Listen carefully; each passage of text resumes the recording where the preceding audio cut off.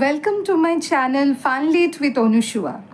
তোমাদের রিকোয়েস্ট অনুযায়ী আজকের ভিডিওতে ডিসকাস করব স্যামুয়েল টেলর কোলরিজের poem Kubla Khan. So let's at first have a brief discussion about some of the aspects of Coleridge's criticism. প্রথমে Kubla খান পড়তে গেলে আমাদের আগে একটু ভালো করে বুঝতে হবে the difference between primary imagination and secondary imagination. ঠিক আছে, তাই প্রথমে আগে জেনে নিতে হবে what is primary imagination, then what is secondary imagination, Coleridge's theory about poetry. Okay, তারপরে আমরা চলে আসবো to the text of Kubla খান। তাহলে শুরু করছি, what is primary imagination? দেখো, primary imagination is the fundamental power of perception present in all individuals, allowing them to make sense of the world around them. অর্থাৎ আমাদের আশেপাশে যেভাবে মানে যে সমস্ত বস্তুগুলো রয়েছে সেগুলোকে যে পারসিভ করা, সেগুলোকে বোঝার, সেগুলোকে গ্রহণ করা যে একদম ফান্ডামেন্টাল ক্ষমতা, সেটাকে বলা হচ্ছে প্রাইমারি ইমাজিনেশন। কীরকম বলছে, it actively shapes and synthesizes sensory data, organizing chaos into a meaningful and ordered reality which Coleridge considers creative power of God. তার মানে আমাদের আশেপাশে যা কিছু ঘটছে, যা কিছু আমরা দেখছি, সেগুলোর মধ্যে একটা অর্থপূর্ণ আন্ডারস্ট্যান্ডিং তৈরি করা, সেটাকে বলা হচ্ছে প্রাইমারি ইমাজিনেশন। মানে ফর এক্সাম্পল, ধরো এই যে গাছটা কি, it's a part of A structure, তাই তো, ডালপালা, ফুল, পাতা। কিন্তু আমরা যখন বলি, আমরা কি বলি, ইটস এ ট্রি, এটা একটা গাছ। তার মানে এইরকম একটা স্ট্রাকচারকে আমরা কি করছি, আমরা গাছ বলে সম্বোধন করছি, আমরা একটা মিনিংফুল ওয়ার্ড তৈরি করছি, একটা মিনিংফুল আন্ডারস্ট্যান্ডিং তৈরি করছি, একটা কনসেপ্ট তৈরি করছি। ওকে, আচ্ছা, এরকম বিশাল বড় একটা উঁচু ডালপালা থাকে, ফুল, পাতা, ফল, এই সমস্ত কিছু হয় যেটা ছায়া দেয়, তাহলে সেটাকে কি বলা হয় না, গাছ বলা হয়। ওকে, যেরকম ধরো প্রবাহিত যেটা সমানে জল থাকে প্রচুর পরিমাণে, সেটাকে কি বলা হচ্ছে, নদী বলা হচ্ছে। তাহলে আমাদের সেন্সগুলো দিয়ে আমরা আমাদের আশেপাশে যা কিছু দেখছি, সেই সমস্ত কিছুকে যখন আমরা একটা মিনিংফুল, একটা অর্ডার্ড এন্টিটি দিচ্ছি, একটা অস্তিত্ব, একটা অর্থপূর্ণ যখন আমরা একটা অস্তিত্ব প্রদান করছি, সেইটাকে বলা হচ্ছে কি প্রাইমারি ইমাজিনেশন। মানে ধরো যখন এই ট্রি বলছে, আমাদের চোখের সামনে একটা গাছের ছবি ভেসে উঠছে। যখন রিভার বলা হচ্ছে, আমাদের চোখের সামনে একটা নদীর ছবি ভেসে উঠছে। যখন মাউন্টেন বলা হচ্ছে, আমাদের চোখের সামনে একটা মাউন্টেনের ছবি ভেসে উঠছে। তাহলে এগুলো কি হচ্ছে, এগুলোকে আমরা আমাদের দৃষ্টি দিয়ে দেখছি, আমাদের সেন্সরি ডেটা মানে আমাদের পঞ্চ ইন্দ্রিয় দিয়ে অনুভব করছি। ঠিক আছে, এবং সেই পঞ্চ ইন্দ্রিয় দিয়ে অনুভব করে আমরা কি through images, through symbols, we try to get a meaning of it. ঠিক আছে, যেমন আমরা অনেক সময় বলি না যে ফলটা দেখো একদম মধুর মতো মিষ্টি, তাহলে কি হচ্ছে, মধুর একটা সেন্স আমাদের রয়েছে। এবার ফলের মিষ্টত্বটাকে আমি বোঝাচ্ছি কি দিয়ে, না মধু দিয়ে বোঝাচ্ছি। It's an example of primary imagination when I try to connect, ঠিক আছে, two of my sensory datas and try to create a meaningful entity of a substance. তাহলে কোনো একটা বস্তু যখন আমি একটা অর্থপূর্ণ একটা আইডেন্টিটি বা একটা এন্টিটি তৈরি করছি, সেটাকে বলা হচ্ছে প্রাইমারি ইমাজিনেশন। আর সেকেন্ডারি ইমাজিনেশন কি, on the other hand, secondary imagination হচ্ছে is related with artistic creativity. তার মানে প্রাইমারি ইমাজিনেশনের ক্ষেত্রে আলাদা করে কিন্তু মানে কোনো এফর্ট দিতে হচ্ছে না, ইটস সামথিং এফর্টলেস। তাহলে প্রাইমারি ইমাজিনেশন কি, যে কোনো একটা জিনিসকে দেখে বোঝার ক্ষমতা, একটা অর্থ তৈরি করার ক্ষমতা, ঠিক আছে, সেটা হচ্ছে প্রাইমারি ইমাজিনেশন। এটা কম বেশি আমাদের সকলের মধ্যেই রয়েছে। ঠিক আছে, প্রাইমারি ইমাজিনেশন আমাদের সমস্ত ইন্ডিভিজুয়ালের মধ্যে রয়েছে। যেমন এক একটা জিনিসকে দেখে, এবার ইন্ডিভিজুয়াল কি করে, এক একটা জিনিসকে দেখে তার মতো দৃষ্টিকোণ তৈরি করছে, তাহলে এটা primary imagination. Secondary imagination is an artistic creativity. ঠিক আছে, সেকেন্ডারি ইমাজিনেশন কি করে, দেখো বলছে, ইট ডিসলভস, ডিফিউজেস, ডিসিপেটস অ্যান্ড দেন রিক্রিয়েটস।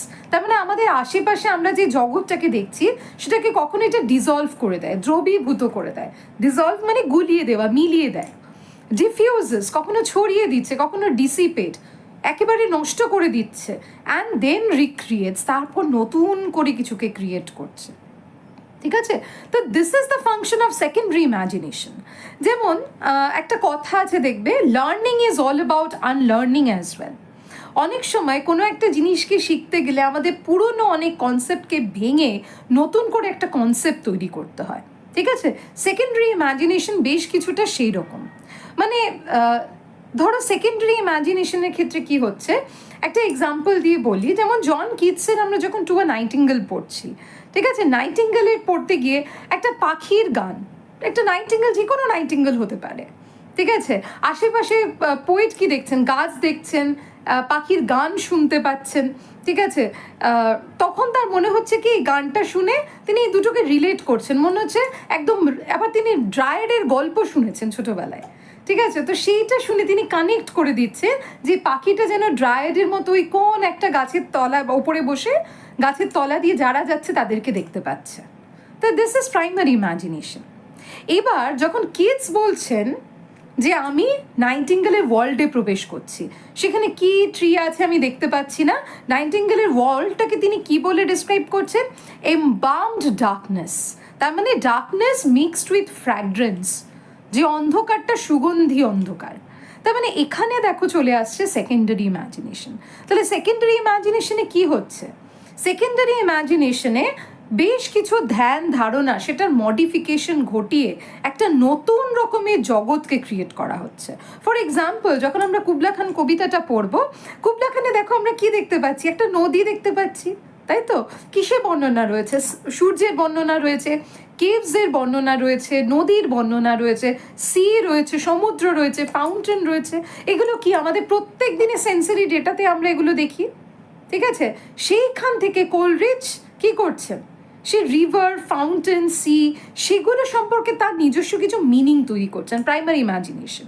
সেকেন্ডারি ইমাজিনেশন কখন হয়ে যাচ্ছে, যখন তিনি এই পুরো ল্যান্ডস্কেপটাকে একত্র করে এক ছত্রে এমন একটা ল্যান্ড তৈরি করছেন, যে ল্যান্ডটা কি ইজ ভিশন, যার জন্য কবিতাটার সাবটাইটেলটাই দেখো, আ ভিশন ইন আ ড্রিম। তাহলে তিনি স্বপ্নে যেটা দেখছেন সেইটাকে তিনি একটা ভিশনে পরিণত করছেন। তার মানে যখন আমরা কুবলা খান পড়ছি, কুবলা খানের ক্ষেত্রে তখন কিন্তু শুধুমাত্র এই সমুদ্র, নদী, এই পাহাড়টা শুধুমাত্র একটা সমুদ্র, নদী বা একটা ফাউন্টেন নয়, একটা ঝর্ণা নয়, তখন সেটা হয়ে যাচ্ছে কি, it stands for poetic inspiration. তখন সে নদীটা হয়ে যাচ্ছে কি the flow of the conscious mind, সে সমুদ্রটা হয়ে যাচ্ছে সানলেস সি, সাবকনসিয়াস মাইন্ড, ঠিক আছে? এবং সেইখানে দাঁড়িয়ে থেকে সে Kubla Khan stands for the authority, যে সবসময় চেষ্টা করছে যে থটস আর ওয়ার্ডের মধ্যেকার যে দূরত্ব সেইটাকে মিটিয়ে দিতে, the command over both thoughts and words. তাহলে সেকেন্ডারি ইম্যাজিনেশন হচ্ছে আমাদের আশেপাশে আমরা যা কিছু দেখছি সেইটাকে প্রাইমারি ইম্যাজিনেশন অর্থ দিচ্ছে, ঠিক আছে, মিনিং দিচ্ছে, সেটাকে একটা শেপ দিচ্ছে, একটা ধারণা দিচ্ছে। আর সেকেন্ডারি ইম্যাজিনেশন সেই ধারণাটার ওপর নির্ভর করে একটা নতুন করে কিছু ক্রিয়েট করছে, মানে একটু বিল্ডিং ব্লক দিয়ে বোঝায়, ঠিক আছে? ছোটবেলায় দেখবে ওই বিল্ডিং ব্লক বা পাজলগুলো থাকে না, সেই পাজলে কি করা হয়, ছোট ছোট টুকরো থাকে, তাই তো, বা ছোট ছোট অংশ থাকে, সেই বিল্ডিং ব্লক এরপরে আমরা কি করছি, ওই স্ট্রাকচারটা দিয়ে যখন আমরা বাড়ি তৈরি করছি, ওই ছোটো ছোটো খেলনা ব্লকগুলো দিয়ে যখন একটা বাড়ি তৈরি করছি, সেই বাড়িটা হচ্ছে সেকেন্ডারি ইম্যাজিনেশন। আর ওই ব্লকগুলো কি, আমরা বুঝতে পারছি কোন ব্লকটাকে কোথায় লাগালে একটা বাড়ি তৈরি হবে, তখন ওই ব্লকগুলো হচ্ছে প্রাইমারি ইম্যাজিনেশন।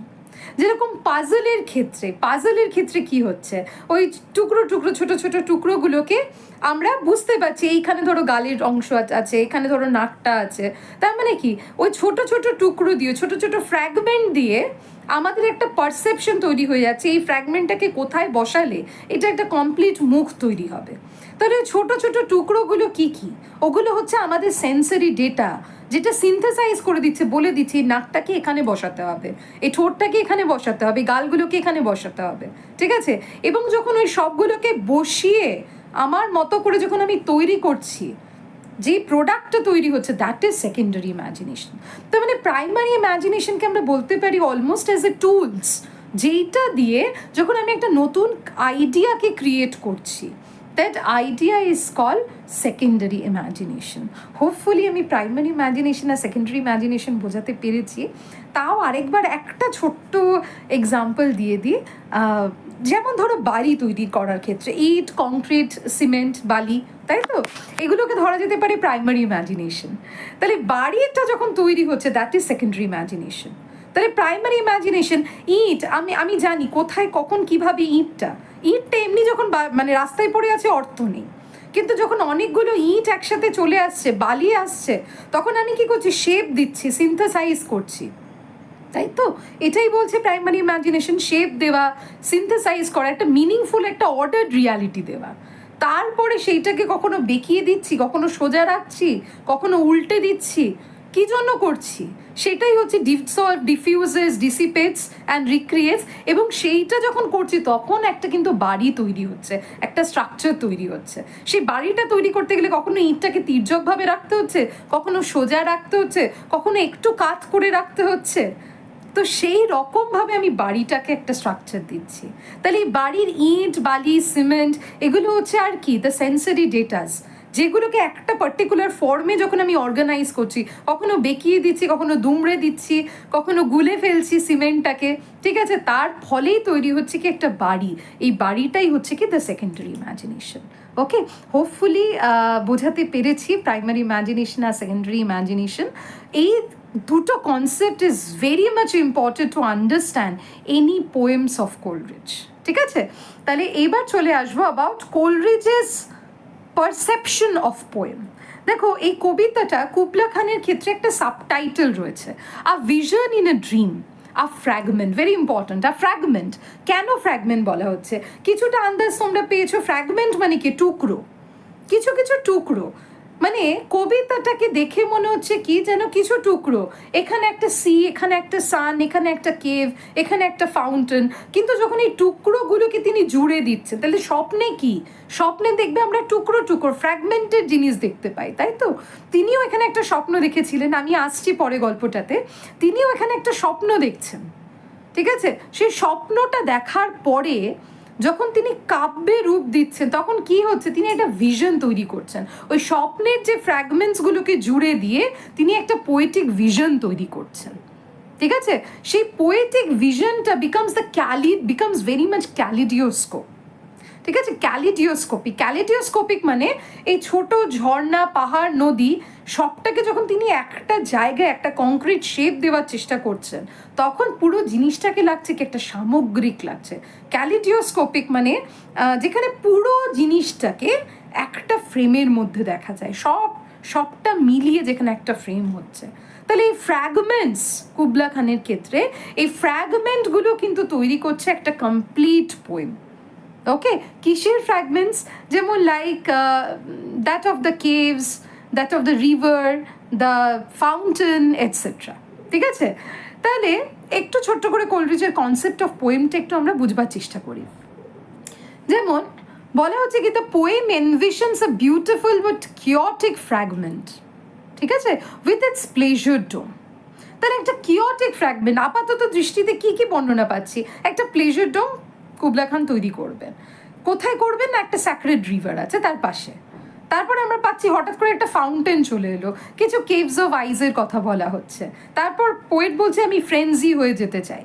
তাহলে এইখানে বুঝতে হবে প্রত্যেকটা ফ্র্যাগমেন্ট, প্রত্যেকটা অবজেক্ট অফ নেচার কি এক একটা টুকরো, যে টুকরোগুলো কি লাইক দ্য প্রাইমারি ইম্যাজিনেশন, এগুলোকে এবার আমি অর্থপূর্ণ কি বলা হচ্ছে, এগুলোর আন্ডারস্ট্যান্ডিং।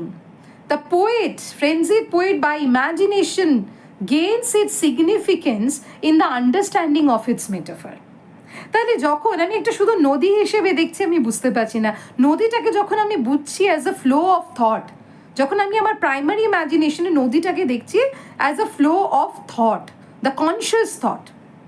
তারপর যখন আমি সমুদ্রটাকে দেখছি কি হিসেবে, that of the subconscious thought, তখন কি হচ্ছে, এই যে মানে কনসিয়াসের মেটাফর হচ্ছে কি দ্য রিভার, সাবকনসিয়াসের মেটাফর হচ্ছে কি সমুদ্র।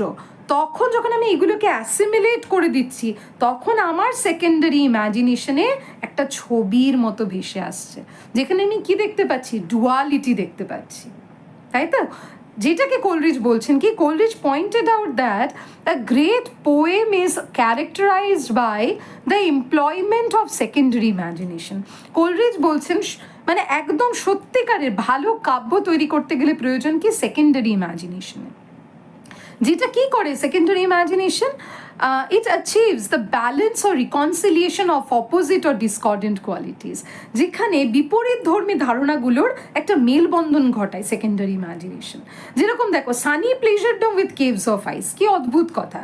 সানি প্লেজার ডোম এমন একটা মানে আনন্দ আশ্রম বলা যেতে পারে প্লেজার ডোম, যেটাতে কি সূর্যের আলো পড়বে কিন্তু সে প্লেজার ডোমের দেওয়ালগুলো হবে কি আইস, বরফ দিয়ে। তার মানে দেখো sun and ice, this two are contradictory elements. Sun melts the ice and the ice become stable in the absence of the sun. তাহলে এই অপোজিট আইডিয়াগুলোকে মিলিয়ে যেখানে একটা ধারণা তৈরি করা হচ্ছে, that is a part of secondary imagination.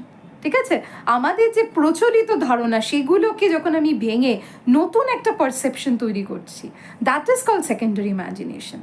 আবার বলছেন কোলরিজ, দেখো তিনি প্লেজার ডোম তৈরি করবেন, pleasure dome which appeals to senses. কোথায় তৈরি করবেন? একটা স্যাক্রেড রিভার, একটা পবিত্র নদীর ধারে। তার মানে কি pleasure dome which stands for sensuality. Okay, সেইটাকে তিনি তৈরি করছেন কিসের? By the side of a river which is sacred, which is pure, which means the abstinence from sensuality or the sensual pleasures. ঠিক আছে, তো এখানে কি হচ্ছে, this contradictory elements are represented in such a way, ওকে, এমনভাবে represented হচ্ছে কোলরিজের secondary imagination দিয়ে, যেটা একটা নতুন একটা জগৎ তৈরি করে দিচ্ছে আমাদের চোখের সামনে, যেখানে আমরা দেখতে পাচ্ছি কি বিপরীত ধর্মী জিনিসগুলো একসাথে দাঁড়িয়ে থেকে তারা নিজেদের মধ্যে একটা অর্থপূর্ণ শব্দ তৈরি করে দিচ্ছে। যেমন ধরো অর্ডারলেস অর্ডার, তাহলে অর্ডারলেস অর্ডার, অর্ডারলেস মানে কি একেবারে অর্ডারের অভাব, অর্ডার মানে হচ্ছে কি শৃঙ্খলা। তাহলে অর্ডারলেস অর্ডার, এই দুটো শব্দকে যখন আমরা একসাথে বসিয়ে দিই অক্সিমোরন হয়, তাই তো? তার মানে অর্ডারলেস অর্ডার বলতে কি বোঝায়? যে একটা জায়গার শৃঙ্খলাটাই হচ্ছে বিশৃঙ্খলা। ওকে, একটা অর্থপূর্ণ মানে তৈরি হয়ে যায়। তো এখানেও আমরা এই কবিতাটাতেও দেখতে পাচ্ছি এরকম অপোজিটস নিয়ে একটা অর্থপূর্ণ মানে তৈরি হচ্ছে। মানে এমন একটা প্রকৃতি, তিনি এমন একটা জগতের কথা বলছেন যে জগতে কুবলা প্লেজার ডোম তৈরি করবে, যেখানে কি the opposite elements to stand together, যেখানে অপোজিট এলিমেন্টসগুলো আর কো এক্সিস্টেন্ট। ঠিক আছে, যেগুলো একসাথে থাকতে পারে। যেমন আইডিয়া আর সেন্সেশনের মেলবন্ধন তিনি করতে চাইছেন, that of ideation and sensation. Sensation মানে ইন্দ্রিয়গ্রাহ্য অনুভূতি, আইডিয়া মানে কি ধারণা, যেটা ইন্দ্রিয়ের ঊর্ধ্বে, তিনি সেইটার মেলবন্ধন ঘটাচ্ছেন। তিনি শারীরিকতা এবং আধ্যাত্মিকতার মেলবন্ধন ঘটাচ্ছেন। তিনি রিভার আর সিয়ের মেলবন্ধন ঘটাচ্ছেন। ঠিক আছে, তিনি মিস্ট্রি আর নলেজের মেলবন্ধন ঘটাচ্ছেন। তিনি মেলবন্ধন ঘটাচ্ছেন of the conscious and the subconscious mind, যেখানে সবটা মিলেমিশে একাকার হয়ে যাচ্ছে। দেখো, this is actually the problem of human mind. আমরা কিন্তু কখনো কনসিয়াস আর সাবকনসিয়াসকে এক করে ফেলাটা, it's like a struggle for the human mind, but yes we can do it. তাহলে সেকেন্ডারি ইম্যাজিনেশন কিন্তু তাই করে, আমাদের যে কনসিয়াস আর সাবকনসিয়াস থট এই দুটোকে এক করে দেয়। এবার হয়তো মনে প্রশ্ন আসবে যে কনসিয়াস থট তো বুঝলাম, যেটা সচেতন অবস্থায় করছি, সাবকনসিয়াস কোনটা? তাহলে একটা এক্সাম্পল দিই। ধরো সাইকেল চালানো শিখছো, ঠিক আছে, সেটা হচ্ছে কি তখন যখন শিখছি, শেখার প্রসেসটা কি কনসিয়াস মাইন্ড। একবার যখন সাইকেল চালানোটা শিখে গেলে তখন কোথায় কোন দিকে হ্যান্ডেলটাকে বেঁকাতে হবে, কিভাবে প্যাডেল করতে হবে, সেইটা মাথার মধ্যে যখন ধারণাটা ঢুকে গিয়ে স্বতঃস্ফূর্তটাতে এনে দিচ্ছে, সেই স্বতঃস্ফূর্তটাই হচ্ছে কি সাবকনশিয়াস মাইন্ড। আরেকটা এক্সাম্পল, ধরো গাড়ি চালানো শিখছো, গাড়ি চালানো শেখার সময় কি হচ্ছে, এই স্টিয়ারিং, অ্যাক্সিলারেটর, ব্রেক, ক্লাচ, ঠিক আছে, ফাংশনটা আমরা বুঝছি। তারপরে যখন আমি গাড়ি চালানো শিখে যাচ্ছি, রাস্তায় যখন গাড়িটা নিয়ে বেরোচ্ছি, হঠাৎ করে আমার সামনে একটা গাড়ি আসলে আমি বুঝতে পারছি কখন ব্রেকটা দিতে হবে, কখন অ্যাক্সিলারেট করতে হবে, কখন কোন গিয়ারটা চেঞ্জ করতে হবে, কখন ফার্স্ট গিয়ারে রাখতে হবে যাতে গাড়িটা স্পিড অ্যাক্সিলারেট করতে পারে, কখন second gear, third gear, fourth gear করতে হবে। তাহলে এই যে নলেজটা যখন যেটা স্বতঃস্ফূর্তভাবে আমার মধ্যে চলে আসছে, ঠিক আছে, সেইটাকে বলা হচ্ছে সাবকনশিয়াস। তাহলে এই কবিতাটাতে সেকেন্ডারি ইম্যাজিনেশনকে দেখানো হচ্ছে as a blend of both conscious and subconscious thought. এই দুটো মিলেই কিন্তু সেকেন্ডারি ইম্যাজিনেশনে একটা নতুন পার্সপেক্টিভ, একটা নতুন ক্রিয়েশন, একটা নতুন ধারণা তৈরি করে। বোঝা গেল? তাহলে কোলরিজও কিন্তু এই কথাটাই বলছেন। কোলরিজের কাছেও কবিতা কি? কবিতা হচ্ছে is a blend of both conscious and the subconscious thought. এই দুটোকে যখন আমি মিলিয়ে দিতে পারছি, তখন একটা যে ধারণা তৈরি হচ্ছে, দ্য ফ্লো অফ থট, যেটা একটা কনসিয়াস মাইন্ড দিয়ে তৈরি হচ্ছে। মানে ধরো আমি একটা নদী দেখে এলাম, সেই নদীটাকে যখন আমি মনে করছি আমার মানে বাইরের চোখ দিয়ে নদীটাকে দেখে আসছি, দ্যাট ইজ দেখে আমি নদীটাকে ইম্যাজিন করছি as a flow of thought, primary imagination. এইবার সেই ফ্লো অফ থটটাকে যদি আমি ইম্যাজিন করছি দ্যাট যে নদীটা যেন আমার জীবন স্রোত, যখন নদীটা তীব্র গতিতে আসছে তখন আমার চাইল্ডহুড, এই নদীটা যখন ঝর্ণার মধ্য দিয়ে বা পাহাড়ি উপত্যকায় খেলা করতে করতে আসছে আমার যৌবন, সেই নদীটা যখন সমতলে শান্ত হয়ে যাচ্ছে আমার ম্যাচিওরিটি, রাইট? ওয়ার্ডসওয়ার্থও তাই করছেন। ওকে, তাহলে এই যে নদীটাকে যখন আমি থট ভাবছি, প্রাইমারি ইম্যাজিনেশন, তারপরে নদীর মুভমেন্টটার সাথে যখন আমি আমার জীবন, যৌবন, বার্ধক্য, শৈশবকে দেখে একাত্ম করে দিচ্ছি নিজেকে নদীর সাথে, then it is the secondary imagination. তাহলে কি হচ্ছে, আমার ভেতরে সাবকনশিয়াসে যে আমার জীবনের সম্পর্কে আমার পারসেপশন, সেটা মিলে যাচ্ছে কনশিয়াসে নদীর মুভমেন্ট সম্পর্কে আমার ধারণা দিয়ে। তাহলে এখানেও কনশিয়াস আর সাবকনশিয়াস মিলে একটা পার্টিকুলার পার্সপেক্টিভ, একটা ধারণা, একটা ক্রিয়েটিভ আইডিয়া তৈরি করছে। This creative idea is called secondary imagination. Okay, যেটা কোলরিজ বলছেন যে এই সেকেন্ডারি ইম্যাজিনেশন সেইটা থাকলেই that is the governing principle. ঠিক আছে, সেকেন্ডারি ইম্যাজিনেশনটাই হচ্ছে the governing principle of Kubla Khan. Okay, এইবার তিনি বলছেন কি কোলরিজের ধারণা অনুযায়ী, the apparent chaotic disconnection is only a signifier of the poet's conception of creation and recreation to it. তার মানে এই আপাত দৃষ্টিতে যেগুলো ডিসকানেকশন, মানে সান এবং ice, okay, that of sacred and sensual pleasure, that of mystery and knowledge, that of creation and war, destruction, এই প্রত্যেকটা জিনিস একসাথে মিলে গিয়ে একটা সামগ্রিক ধারণা তৈরি করছে। তাহলে প্রত্যেকটা জিনিস ইন্ডিভিজুয়ালি কি ফ্র্যাগমেন্ট, যখন মিলে যাচ্ছে তখন একটা সামগ্রিক ধারণা তৈরি করছে। যেমন যেভাবে টুকরোগুলোকে দিয়ে, পাজলের টুকরোগুলোকে দিয়ে একটা সম্পূর্ণ পাজল তৈরি হয়, ঠিক সেরকম কুবলা খানেও কি এই প্রকৃতির এক একটা আসপেক্ট কি সেই পাজলের এক একটা, মানে সেই জিগস পাজলের ক্ষেত্রে এক একটা টুকরো, যেগুলোকে যখন আমি এক করে দিচ্ছি তখন একটা সামগ্রিক চিত্র তৈরি হচ্ছে। যে চিত্রটা কিসের কথা বলছে, যে চিত্রটা একটা কথা বলছে সেটা হচ্ছে কি, দ্যাট অফ হারমোনি, সিনক্রোনাইজেশন, ঠিক আছে, ব্যালেন্স। এইবার কুবলা খানে পোয়েট আরেকটা, আমাদের কোলরিজ আরেকটা সমস্যার কথা বলছেন। কি সমস্যা? দ্যাট আর্টিস্টের একটা প্রবলেম থাকে। কি problem? That is to capture the vision in words. আমাদের এই যে ধারণাটাকে সবসময় শব্দে রূপান্তরিত করা। দেখো এখানে একটু বলি, the problem of ideation and sensation. একটা উদাহরণ দিতে গিয়ে বলছি, যেমন আমরা মুক্তির কথা বলি, তাই তো? মুক্তি কি? হোয়াট ইজ মুক্তি? আমরা কিন্তু মুক্তিকে বোঝাতে গেলে যে উদাহরণগুলো দেব সবটাই কিন্তু বন্ধনের উদাহরণ। মুক্তি মানে কি? যখন একটা মানুষ বন্ধন মুক্ত হয়, তাই তো? যখন এই বন্ধনগুলো কেটে যায়, বন্ধনহীন জীবন, সেটাকে মুক্তি বলা হয়। তাই বন্ধনের মধ্যে থেকে হাউ ডু আই ডিসক্রাইব মুক্তি? এই যে আমি যখন মোক্ষের কথা বলছি, মোক্ষ, আমি মোক্ষকে কি করে বোঝাবো? মোক্ষ মানে কি? ইন্দ্রিয়গ্রাহ্য অনুভূতির ঊর্ধ্বে চলে যাওয়া, যেখানে আর তোমার কোনো ইন্দ্রিয়গ্রাহ্য অনুভূতি থাকবে না, সেগুলো পেরিয়ে চলে যাবে। তাহলে ওই মোক্ষের আনন্দটাকে আমি কি করে বোঝাবো? আমাকে উদাহরণটা দিতে গেলে তো বলতে হবে যে অনেকক্ষণ ধরে গলা শুকিয়ে গেছে, এই যে জল তেষ্টা পাচ্ছে, জলটা খাচ্ছি, এই যে তৃপ্তি, এইটাই হচ্ছে মোক্ষ। তাহলে উদাহরণটা কিসে? তেষ্টা মেটানোর, আমার শরীরের সাথে যুক্ত, আমার ইন্দ্রিয়ের সাথে যুক্ত। তাহলে কি করে ওই জল তেষ্টাটাকে আমি মোক্ষের সাথে তুলনা করব? কিভাবে আমি তুলনা করব যে অনেকক্ষণ ধরে একটা পথ হাঁটতে হাঁটতে আমি ক্লান্ত, যখন আমি আমার ডেস্টিনেশনে পৌঁছচ্ছি এই যে আমরা সবাই বা তোমরা সবাই ধরো এই চাকরির পরীক্ষার জন্য প্রিপারেশন নিচ্ছ, ঠিক আছে, অনেক দিন ধরে, যেদিন চাকরিটা পাবে ওই যে আনন্দ, সেটাই কি মুক্তি? তাহলে এটাও তো একটা বডিলি জার্নি। ওকে, তাহলে এইটাকে দিয়ে আমি কি করে মুক্তিকে বোঝাচ্ছি? তাহলে কিছু পাওয়াটা সেটা তো একটা চাহিদা, একটা বাসনা, কামনা, সেই তো বন্ধন। তাহলে কি করে মুক্তিকে বোঝাবো? তার মানে থট হচ্ছে সে মুক্তির মতো, আইডিয়া হচ্ছে ইটস লাইক দ্যাট মুক্তি, ইটস লাইক দ্যাট মোক্ষ।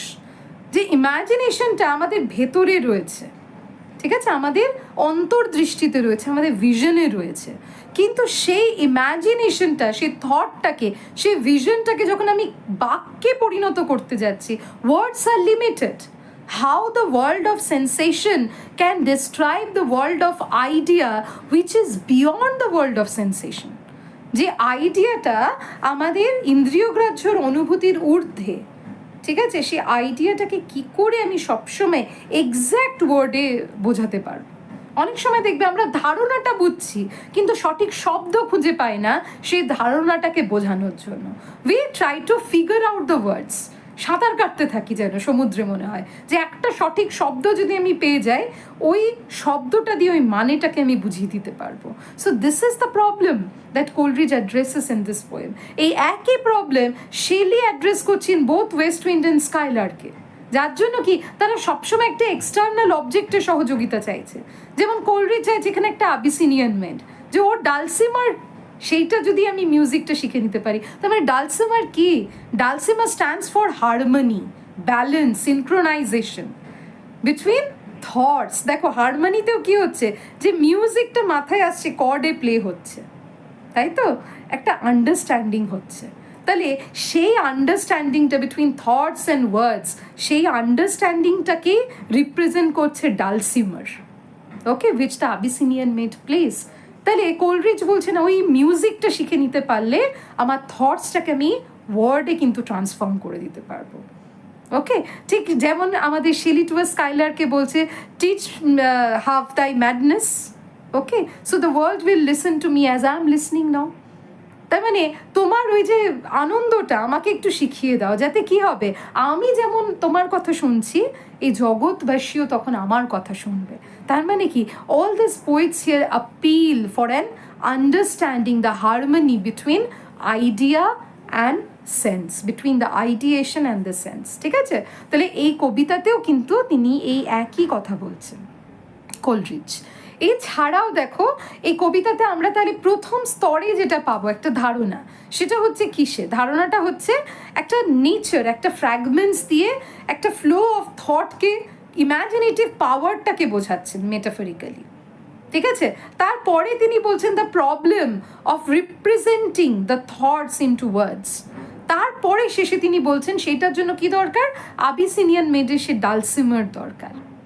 তারপরে বলছেন কি, সে ডালসিমারের মিউজিকটা রপ্ত করে নিতে পারলে the poet will be in a frenzied condition. ফ্রেনজিটা কি জিনিস ক্রিয়েট করছে? দেখো ফ্রেনজি বা এই যে মিল্ক অফ প্যারাডাইজ, এগুলো ইন্ডিকেট করছে কিন্তু ইনটক্সিকেশন, ক্ষণিকের জন্য, যাতে আমাদের রিজন বা লজিক্যালিটিটাকে একেবারে অ্যারেস্ট করে দেওয়া যায়, আটকে রেখে দেওয়া যায়, যাতে আমার মনে মানে কনসিয়াসটাকে আটকে রেখে পুরো এই সাবকনশিয়াস ফ্লোটা যাতে চলতে থাকে। তাহলে frenzied condition is nothing but allowing the complete flow of your subconscious mind. তাহলে কনশিয়াস মাইন্ডে যে রেস্ট্রিকশনসগুলো থাকে, সেই রেস্ট্রিকশনসগুলোকে তালা দিয়ে পুরোপুরি সাবকনশিয়াস মাইন্ডটাকে যখন আমি বইতে দিতে পারবো, then I can create something great. সেই সাবকনশিয়াস মাইন্ডের ফ্লোটাকে তিনি বলছেন ফ্রেন্সি। আর এই যে drinking of the milk of paradise, honey dew, এগুলো কি? This are the means to arrest your conscious mind. যেরকম ফর এক্সাম্পল, তাহলে মিল্ক অফ প্যারাডাইজটা হতেই পারে the metaphor of opium that Coleridge use to get. Coleridge যে ওপিয়ামটা খেতেন সেইটারই একটা মেটাফরিক রিপ্রেজেন্টেশন হতেই পারে দ্য মিল্ক অফ প্যারাডাইজ, যেটা দিয়ে ক্ষণিকের জন্য হলেও তিনি তার রিজনটাকে অ্যারেস্ট করে দিতে চাইছেন, তার যুক্তি, বুদ্ধি, তর্ক, বিশ্লেষণের ক্ষমতাটাকে আটকে রেখে তার পুরোপুরি ইম্যাজিনেটিভ ফ্যাকাল্টিটাকে তিনি অ্যালাউ করে দিতে চাইছেন, ঠিক আছে, যেটা দিয়ে he would be able to create something blissful. তাহলে সেই যে ফ্রেন্জি মানে কি? A complete flow of subconscious thought, conscious thought কি আমাদেরকে রেস্ট্রিক্ট করে, ব্যালেন্স করে দেয়, তাই তো? তিনি এই ব্যালেন্সটা তিনি চাইছেন না। He wanted that কিয়স out of which he can bring the cosmos. ঠিক আছে, কিয়স না থাকলে কি হবে, মানে বিশৃঙ্খলা না থাকলে কি শৃঙ্খলাবদ্ধ করা যায় না, অর্গানাইজ করা যায় না।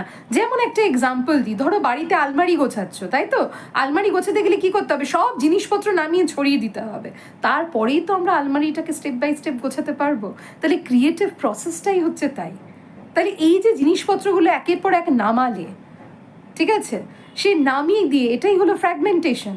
তারপর যখন বুঝলে যে না আলমারিতে কোথায় জামা কাপড়টা রাখতে হবে, দিস আর প্রাইমারি ইমাজিনেশন।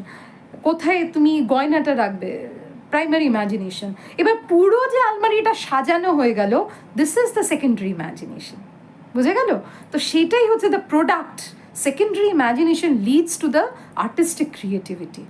তাহলে কোলরিজও বলছেন এই যে ফ্রি ফ্লো অফ থটটা, দ্যাট কিয়স ইজ রিকোয়ার্ড।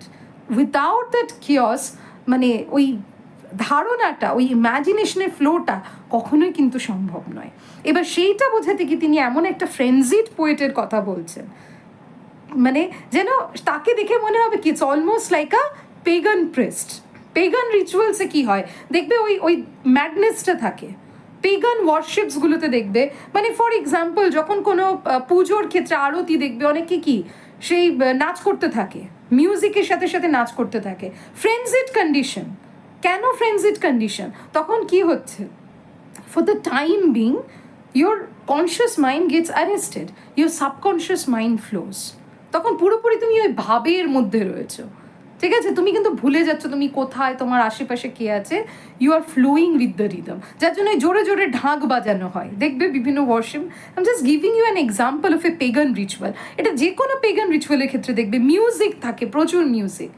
মানে you can see even in the Hinduistic culture, even in the African rituals, ঠিক আছে, গ্রিক রোমান রিচুয়ালসে বিভিন্ন মিউজিক্যাল ইনস্ট্রুমেন্ট দেওয়া হয়। এবং প্রেসরা কি ওই প্রে করতে করতে মিউজিকের সাথে, তো মিউজিক কি, মিউজিক হচ্ছে দ্যাট স্টেট অফ স্পন্ট্যানিটি যেখানে তোমার লজিক্যাল ব্রেনটা অ্যারেস্টেড হয়ে ইউর ইম্যাজিনেটিভ ব্রেন, ঠিক আছে, ইউর ইম্যাজিনেটিভ ফ্যাকাল্টি ফ্লোজ।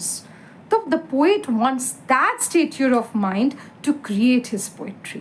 এবং সেইটার জন্য তিনি মনে করছেন the inspiration would come from the dulcimer. Now the dulcimer stands for harmony. কিসের harmony? The harmony between thoughts and words. তাহলে বলছেন এই থট আর ওয়ার্ডের হারমোনি কখন আসবে? যখন আমার রিজন, আমার লজিক্যালিটিটাকে আমি একটু অ্যারেস্ট করে দিতে পারবো, আমি আমার ভাবনাটাকে বইতে দেবো, ঠিক আছে? যে ভাবনাটার উৎস হবে কনসিয়াস ব্রেন, কিন্তু সেটা তারপরে ফ্লো করবে থ্রু দ্য সাবকনশিয়াস, তারপরে আরও ডিপে প্রবাবলি থ্রু দ্য আনকনশিয়াস, তারপরেই তৈরি হবে দ্য প্রোডাক্ট অফ পোয়েট্রি। বুঝতে পারলাম? This is the overall perception of Kubla খান। বেশ, এবারে আমরা চলে আসবো about the sources of Kubla খান। কোথার থেকে কুবলা খানের সোর্সেসগুলোকে নেওয়া হচ্ছে। দেখো, কুবলা খান মানে অ্যাকচুয়ালি যখন স্যামুয়েল টেলর কোলরিজ, কুবলা খান এই কবিতাটা তিনি কখন লিখছেন, তিনি একদিন অ্যাকচুয়ালি একটা বই পড়ছিলেন, সেটা হচ্ছে স্যামুয়েল পারচেস পিলগ্রিমস। ওকে, সেই বইটার তিনি বুক 4 চ্যাপ্টার 13 এই জায়গাটা পড়ছিলেন। সেখানে কি লেখা রয়েছে, সেখানে কুবলা খান দেখা যাচ্ছে জানাডুতে তার প্লেজার ডোম বানানোর অর্ডার দিচ্ছেন। সেই অংশটুকু পড়ার পরে কোলরিজ হি অ্যাকচুয়ালি ফেল স্লিপি এবং তিনি ঘুমিয়ে পড়ছেন। ঘুমিয়ে পড়ার পরে স্বপ্নে তিনি একটা স্বপ্ন দেখছেন এই অংশটা পড়ে, যে স্যামুয়েল পারচেসের পিলগ্রিমসের বুক 4 চ্যাপ্টার 13-এ তিনি দেখছেন কি কুবলা খান তিনি একটা প্লেজার ডোম বানানোর আদেশ দিচ্ছেন, কোথায় না জানাডুতে। এইটুকু অংশ পড়ার পর তার ঘুম পাচ্ছে কোলরিজে, তিনি ঘুমিয়ে পড়ছেন এবং ঘুম থেকে মানে ঘুমের ঘোরে তিনি একটা ড্রিম দিচ্ছেন, কিছু পোয়েটিক লাইনস তার ঘুমের ঘোরে আসছে। এরপরে তিনি লাইনটাকে যখন রূপ মানে কবিতার কাব্যের আকার দিচ্ছেন, তিনি একটা জায়গায় লিখছেন যে আমি প্রায় 200-300 লাইন ভেবে রেখেছিলাম। মানে Coleridge initially thought of composing Kubla Khan of more than 200 to 300 lines. সেই যখন প্রায় তার 30 লাইন মতো কমপ্লিট হয়েছে, সেই সময় he was detained by a man of business from Porlock থেকে কাজের জন্য একজন ব্যক্তি আসছে তার সাথে দেখা করতে, এবং প্রায় 1 ঘন্টা তার সাথে নানা রকম কথোপকথনের পরে কোলরিজ যখন আবার লিখতে বসছেন তিনি দেখছেন কি that spontaneous flow was absent. কোনো রকমে তিনি 54 লাইন কমপ্লিট করেন, তারপরে দেখেন that particular thought, that vision completely vanished. এবার এই পুরো গল্পটাকে আমরা সিম্বলিকও দেখতে পারি। তাহলে ম্যান অফ পরলক কি? ম্যান অফ পরলক হচ্ছে রিয়ালিটি চেক, কনসিয়াস মাইন্ড, যেটা তোমাকে বারবার নক করতে থাকবে। এই আপন মনে তুমি ধরে একটা কবিতা লিখতে বসলে, হঠাৎ করে ফোনের রিংটোন বেজে উঠলো, হঠাৎ করে ফোন করে মা বললো এ যা তো 200 গ্রাম চিনি নিয়ে আয়, ঠিক আছে? তো this are all the reality check. তখন কি হলো, ওই ভাবির জগৎ থেকে আবার এই বাস্তবের জগতে নিয়ে এসে ঝোলা করে আমরা চলে গেলাম বাজারে। তাহলে এই যে man of Porlock, he is nothing but that world, the conscious mind, that reality check. তাহলে ইম্যাজিনেশনে এই যে ডুব দেওয়াটা, সেটার জন্য কি দরকার? Arresting of the conscious mind and allow. তাহলে কনসিয়াস মাইন্ড পুরোপুরি বন্ধ করে দেওয়া নয়, কনসিয়াস মাইন্ডই হচ্ছে কিন্তু তোমার প্রাইমারি ইম্যাজিনেশনের ডেটা, র ম্যাটেরিয়াল, ঠিক আছে? কিন্তু র ম্যাটেরিয়ালগুলো কালেক্ট করে নেওয়ার পর তারপর ওটাকে লক করে দিতে হবে, ঠিক আছে, যাতে তোমার সেকেন্ডারি ইম্যাজিনেশনের ফাংশনগুলো শুরু হয়। তাহলে কোলরিজ যখন সেটা করতে গেলেন, তারপরে দেখলেন 54 লাইনে কবিতাটা থেমে যাচ্ছে তার। কিন্তু এই জন্য তিনি লিখে দিলেন কবিতার শেষে আর ফ্র্যাগমেন্ট, মানে আমার সমগ্র যে ধারণার এটা হচ্ছে একটা টুকরো, কিন্তু এই টুকরোটা দেখলে আমরা বুঝতে পারি কোলরিজ কি বোঝাতে চাইছেন। কাজে একটা প্রশ্ন আসে, is this a poem fragment or a whole in a fragment? মানে একটাকে শুধু টুকরো, is this a fragment of a whole or a whole in a fragment? মানে সমগ্রতাটা কি একটা টুকরোর মধ্যে রয়েছে, নাকি একটা টুকরো একটা সমগ্রতার প্রতিবিম্ব মাত্র? ঠিক আছে, তাহলে দিস কোয়েশ্চেন অ্যারাইজেস, যার জন্য কোলরিজ বলছেন যে যখন তিনি লিখতে বসছেন মাত্র 54 লাইন শেষ হচ্ছে, সেই জন্য তিনি কবিতাটাকে বলছেন একটা ফ্র্যাগমেন্ট। কিন্তু কবিতাটা পড়লে দেখবে এই ফ্র্যাগমেন্টের মধ্যেই রয়েছে কি the overall perception of creative process from the primary imagination to the secondary imagination, the problem of assimilating thoughts into words, and then the need for harmonizing, and ultimately the process of creating, the process of creation. তাহলে এটাকে কখনোই কিন্তু আমরা পুরোপুরি fragment বলতে পারি না, তাই তো? বেশ, এবার চলে আসি সোর্সেসগুলোতে। একটা যেমন আমরা এখানে একটা মাউন্ট অ্যাবোরার কনসেপ্ট পাবো, ঠিক আছে? What is Mount Abora? এখানে মনে করা হচ্ছে Mount Abora it's actually an imaginary name. তাহলে কোলরিজের মাথায় হয়তো রয়েছে মাউন্ট আমারা, ওকে? যেমন তার ক্রিউজ এডিশনে যেখানে মাউন্ট অ্যাবোরা নয় মাউন্ট আমারাই লেখা হচ্ছে, এই মাউন্ট আমারার রেফারেন্সটা আমরা মিল্টনের প্যারাডাইস লস্টেও কিন্তু পাবো, ঠিক আছে?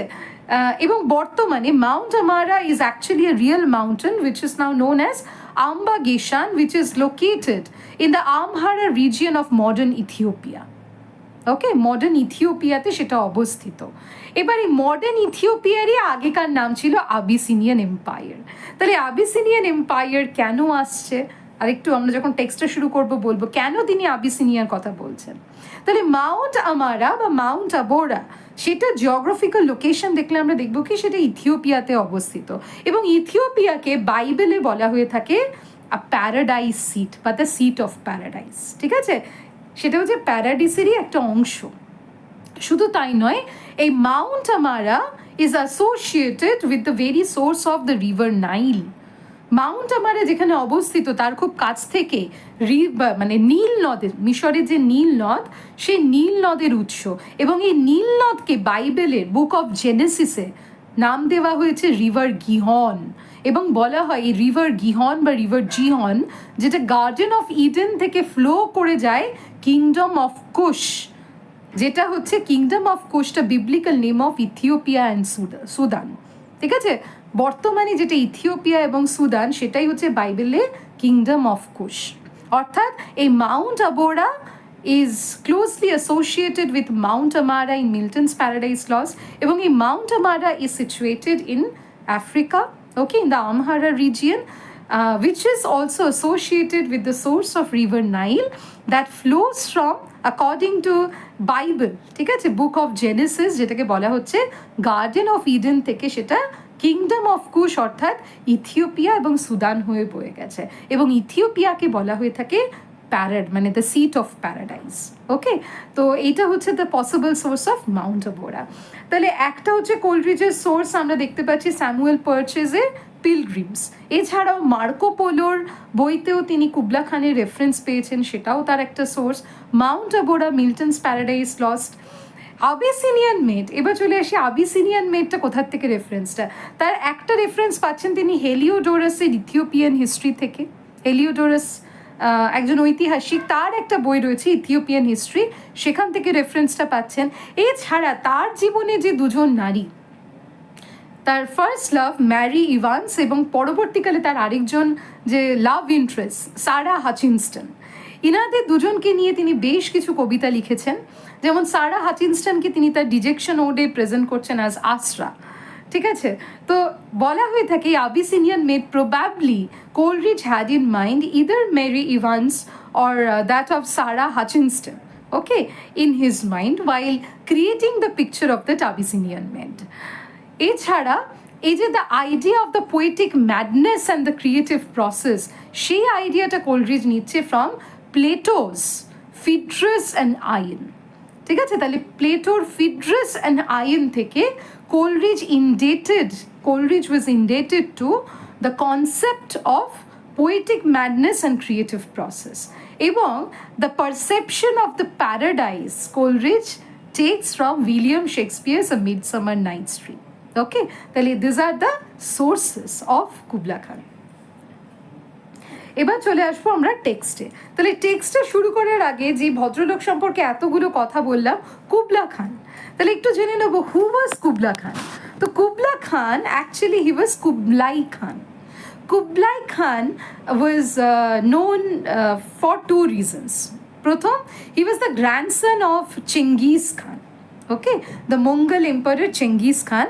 Kubla Khan was also a Mongol emperor and he was known to be the founder of Yuan dynasty. ঠিক আছে, ইউয়ান ডাইনাস্টি যে ফাউন্ডার তিনি ছিলেন কুবলাই খান, যে Kublai Khan was the grandson of Genghis Khan. তাহলে Genghis খান বলতে প্রথমেই যে ধারণাটা আসে, সে ধারণাটা কি? অ্যান এম্পায়ার যার বিশাল বড় একটা সাম্রাজ্য ছিল এবং যিনি প্রায় যুদ্ধ বিগ্রহে লিপ্ত থাকতেন। তাহলে তারই গ্র্যান্ডসন, তারই লিগেসি হচ্ছেন Kubla Khan. So it's quite naturally Kublai Khan probably will carry forward the legacy of his grandfather. Okay, এই কুবলাই খানের ঐতিহাসিক আরও দুটো নাম রয়েছে, যেরকম তার একটা নাম হচ্ছে এম্পারার শিজু। ঠিক আছে, তার টেম্পল নেম বলতে বোঝানো হয় যে পরবর্তীকালে ধরো সে রাজাকে কি নামে সম্মানের সাথে ডাকা হয়, দ্যাট ইজ এম্পারার শিজু। এবং তার আরেকটা নাম রাজকীয় নাম যেটাকে রেনাল নেম বলছে, সেটা হচ্ছে সেস্তেন খান। তাহলে Kublai Khan is equivalent to Emperor Shizu or Shesten Khan. Kublai Khan was the founder of the Yuan dynasty. He was a Mongol emperor and Kublai Khan was also the grandson of Chengiz Khan. Okay? তো Coleridge তাহলে কুবলাই খানের reference দিয়ে কবিতাটা লিখছেন। কেন লিখছেন? তার কারণ হচ্ছে তিনি তখনই স্যামুয়েল পার্চেজের পিলগ্রিমস পড়ছিলেন এবং সেখানে পড়ছিলেন কি এই কুবলাই খান ভীষণ দাপুটে একজন সম্রাট। তিনি কি বলছেন? তিনি বলছেন যে জানাডুতে আমার একটা প্লেজার ডোম তৈরি করতে হবে। ওকে, সেইটার থেকে তার স্বপ্নের শুরু। এখান থেকে আমরা টেক্সটে চলে আসবো। বলছে in Xanadu did Kubla Khan, Xanadu was actually Shiguru, যেটাকে বলা হচ্ছে মডার্ন ডেতে। তো সেই জানাডুতে কুবলা খান কি করছেন না, হি আ স্টেটলি প্লেজার ডোম ডিক্রি, একটা রাজকীয় প্লেজার ডোম মানে হচ্ছে একটা সামার প্যালেস। ঠিক আছে, যেখানে শীতকালে গ্রীষ্মকালে সামার সিজনে, যেটাকে মানে বলা হয়ে থাকে না for the purpose of pleasure, merriment, enjoyment, মানে সামার সিজনটাকে উপভোগ করার জন্য তিনি একটা রাজকীয় প্রাসাদের আদেশ দিচ্ছেন তৈরি করার জন্য। ডিক্রি মানে হচ্ছে আদেশ জারি করা। ঠিক আছে, where Alph the sacred river ran through caverns measureless to man down to a sunless sea. তাহলে এই জানাডুতে কোথায় তৈরি হবে এই প্লেজার ডোমটা তৈরি করতে হবে সে অ্যালফ নদীর ধারে। এই অ্যালফ হচ্ছে probably the abbreviated form of the Greek river Alpheus. ঠিক আছে, সে অ্যালফ সেই পবিত্র অ্যালফ নদীর ধারে সে প্লেজার ডোমটা তৈরি করতে হবে। যে অ্যালফ নদী কি করছে, অ্যালফ নদীর উৎসস্থল থেকে ক্যাভার্নস মেজারলেস, ক্যাভার্নস মানে হচ্ছে কি দ্য মাল্টিপল কেভস, ওকে, সে কেভসের অংশ মানে বড় কেভসের অংশ বা অনেকগুলো গুহা, সেই ক্যাভার্নস মেজারলেস মানে যেটাকে মাপ করা যায় না, এত গভীর এত প্যাঁচানো, সে ক্যাভার্নস মেজারলেস টু ম্যান, মানুষ যেটাকে মেপে উঠতে পারে না, সেইখান থেকে সে আলফ রিভারটা এসে পড়ছে ডাউন টু আ সানলেস সি, এমন একটা গভীর সমুদ্রে যেখানে সূর্যের আলো পৌঁছয় না। তাহলে এই রিভারের জার্নিটা ইটসেলফ ইন্ডিকেট করছে কি the flow of the thought, conscious mind থেকে উৎস হয়ে ক্যাভার্নস মেজারলেস সাবকনশিয়াস মাইন্ড থেকে সানলেস সি, একদম the deep of the subconscious mind. ঠিক আছে, এখানে তোমরা একটা ছবি দেখতে পাচ্ছ of an iceberg. It's a very common analogy, যেখানে আইসবার্গে যে অংশটা দেখো সমুদ্রের ওপরে রয়েছে সেটাকে বলা হয়ে থাকে আমাদের কনসিয়াস মাইন্ড, আর সমুদ্রের তলায় যেটা রয়েছে আমাদের মনের অবচেতন, এই যে এতটা ডিপ, বাইরে ভেসে আছে কতটুকু অংশ, বাকিটা সবটাই যে সমুদ্রের তলায়, এই সমুদ্রের তলায় যে আইসবার্গের অংশ এটাকে বলা হয় সাবকনশিয়াস মাইন্ড। ঠিক আছে, তাহলে সমুদ্রের ওপরিভাগে যে অংশটা রয়েছে সেটাকে বলা হচ্ছে কনসিয়াস মাইন্ড, আর সমুদ্রের একদম নিচে যে অংশটা আইসবার্গের সেটাকে বলা হচ্ছে কি সাবকনশিয়াস মাইন্ড। তাহলে কনসিয়াস মাইন্ড কি the source of primary imagination. ঠিক আছে, আর এই সাবকনশিয়াস মাইন্ড কি করছে, কনসিয়াস মাইন্ড দিয়ে প্রাইমারি ইমাজিনেশন ডেটা কালেক্ট করছে, এবং এই সাবকনশিয়াস আর কনসিয়াস দুটো মাইন্ড দিয়ে সেকেন্ডারি ইমাজিনেশন ক্রিয়েট করছে, একটা বিষয়কে সৃষ্টি করছে। তাহলে Alph the sacred river runs through caverns measureless, caverns measureless মানে এই যে কনসিয়াস মাইন্ড থেকে unconscious mind, caverns measureless to man, মানুষ মেপে উঠতে পারে না, এতটাই গভীর। ঠিক আছে, man cannot understand even the reach of his own subconscious mind, যে আমাদের সাবকনশিয়াস মাইন্ড, আমাদের রিপ্রেসড ইমোশন, ইমাজিনেশন, ক্রিয়েশন কতটা যে গভীর, কতটা যে ডিপ আমরা নিজেরাও জানি না। That is why it is cavern measureless to man down to sunless sea. সেই অ্যালফটা কোথায় পড়েছে, এমন একটা গভীর সমুদ্রে যেখানে সূর্যের আলো পৌঁছয় না। তাহলে সূর্যের আলো রিপ্রেজেন্ট করছে দ্য কনসিয়াস থট, আর sunless sea represents the subconscious and the unconscious, যেখানে conscious mind cannot access the very deep of the subconscious and the unconscious mind. তাহলে তিনি এমন একটা জায়গাতে প্লেজার ডোম তৈরি করতে চান। আবার দেখো, ডোম বলতে একটা শেপ ইন্ডিকেট করে অর্ধচন্দ্রাকার, which indicates that of the conical shape of a women's breast. ঠিক আছে, তার মানে এখানে একটা সেন্সেশন পাচ্ছি, একটা সেন্সুয়াসনেস পাচ্ছি, একটা সেক্সুয়াল আইডিয়া পাচ্ছি। সেই প্লেজার ডোম কি জন্য, তিনি গ্রীষ্মকালে আনন্দ ফুর্তির জন্য প্লেজার ডোম তৈরি করছেন। তাহলে সেই প্লেজার ডোমটা কোথায় তৈরি করছেন, পবিত্র অ্যালফ নদী। কেন পবিত্র, থট, তার মানে কি Kubla Khan orders the blend of sensation and ideation. Okay, তাহলে কুবলা খান ডিক্রি জারি করছে, ডিক্রিটা ইটসেলফ সিম্বলিক। কি জন্য সিম্বলিক, কেননা কুবলা খান এখানে প্লেজার ডোম তৈরি করতে চাইছেন, which stands for sensual pleasure, sexuality, beside কিসের পাশে, পবিত্র অ্যালফ নদীর ধারে, যে নদী ক্যাভার্নস মেজারলেস দিয়ে ডাউন মানে সানলেস সিতে প্রবেশ করছে। ঠিক আছে, যে নদীর স্রোতটা কনসিয়াস মাইন্ড থেকে সাবকনসিয়াস হয়ে একদম আনকনসিয়াসে গিয়ে মিশে যাচ্ছে, that is the flow of human thought. তার মানে কি, Alph stands for the world of ideation, idea, pleasure dome stands for the world of sensation.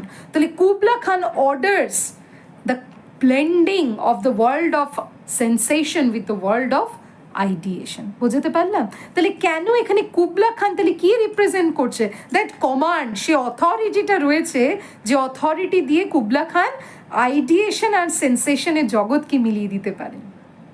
বাস্তবে কি কুবলা খান তাই পারতেন না? কুবলা খানকে এখানে তিনি কেন সিলেক্ট করছেন, কেন Kubla Khan was a very powerful monarch. Coleridge wants to possess that power, যে পাওয়ারটা দিয়ে তিনিও তার নিজে সাবকনশিয়াস আর আনকনশিয়াসকে ডাইরেক্ট করতে পারবেন, কন্ট্রোল করতে পারবেন, to blend the world of idea and senses. বোঝাতে পারলাম? বেশ, এবার বলছে twice 5 miles of fertile ground। তাহলে এই উর্বর জমির twice 5 miles মানে হচ্ছে 10 miles, তাহলে this line is an example of periphrasis, ঠিক আছে? 10 miles না বলে বলছে twice 5 miles with walls and towers were girdled round, এবং সেই অনুযায়ী কি হলো, ফার্টাইল সেই জমির ওপরে মানে 10 মাইল ধরে একটা কি করা হলো, একটা বর্ডার তৈরি করে দেওয়া হলো, ওয়াল আর টাওয়ার, দেওয়াল টেওয়াল দিয়ে ঘিরে টাওয়ার দিয়ে একটা বর্ডার তৈরি করে দেওয়া হলো যে এই অংশটাতে কুবলা খানের প্রাসাদ তৈরি হবে। ওকে, দ্যাট মিনস কি, দ্য পার্টিকুলার, এই দেখো এখানে আবার এই যে guarding of the territory, this is the flow of conscious thought. Okay, this is the flow of conscious thought, মানে এইখানে কনসিয়াস থট মানে একটা জায়গায় উৎস হচ্ছে, তারপর সাবকনসিয়াসটা ডুবে যাচ্ছে, তাহলে ওই লোকেশনটা ক্রিয়েট করে দেওয়া হচ্ছে যে এখানে ফার্টাইল গ্রাউন্ডে 10 মাইলের মধ্যে এই কাজটা, এই প্রজেক্টটা হবে, প্লেজার ডোম তৈরি হবে। ওকে, বেশ, আচ্ছা, তাহলে Kubla Khan is an example definitely of allusion. Alph river also an allusion of the Greek river Alpheus, তাহলে এগুলো হচ্ছে অ্যালিউশনের উদাহরণ। এইবার দেখো যে where as the sacred river runs through caverns measureless to man down to a sunless sea, this is an example of vision. পুরো কবিতাতে প্রচুর vision পাবো because the poem itself is a vision. Okay, twice 5 miles is an example of periphrasis. তাহলে এইরকম ছবিটাকে আমরা কিছুটা বলতে পারি ক্যাভার্নস, মানে সে down to the sunless sea. Okay, caverns measureless থেকে down to the sunless sea. Next, and there were gardens bright with sinuous reels, তাহলে কীরকম হবে রাজপ্রাসাদটা, সেই প্লেজার ডোমটা, তার আশেপাশে তার পাশ দিয়ে বয়ে যাবে অ্যালফ রিভার, গভীর রিভার, এবং সেই প্লেজার ডোমের আশেপাশে থাকবে কি, তার আশেপাশে থাকবে গার্ডেন্স ব্রাইট, একদম উজ্জ্বল বাগান, উইথ সিনুয়াস রিলস। রিলস মানে হচ্ছে ছোট ছোট, যেটাকে বলা যেতে পারে লেকস বা উপনদী টাইপের, ঠিক আছে? সেই সিনুয়াস রিলস, রিলস মানে একদম ছোট উপনদী, যেটাকে বোঝায় ব্রুকস। তো সেই ছোট ছোট নদীগুলো, সিনুয়াস মানে আঁকা বাঁকা, এখানে ছবিতে দেখো সে আঁকা বাঁকা ভাবে ছোট ছোট নদী বয়ে যাবে সেই বাগানটা দিয়ে। ওয়্যার ব্লসম, যে বাগানে ফুটবে, many and incense bearing tree, প্রচুর সুগন্ধি গাছ যেখানে তৈরি হবে। তার মানে দেখো, তাহলে এমন একটা জায়গায় কুবলার প্লেজার ডোম, এই বাগানের description with Waals and towers গার্ডের রাউন্ড থেকে গ্রিনারি অবধি পুরোটাই হচ্ছে the description of the conscious thought, senses, the world of senses, যেটাকে আমরা ইন্দ্রিয় গ্রাহ্য অনুভূতিগুলো দিয়ে ফিল করতে পারি। যেমন গার্ডেন্স ব্রাইট কি আমাদের সেন্স অফ সাইটকে আপিল করছে।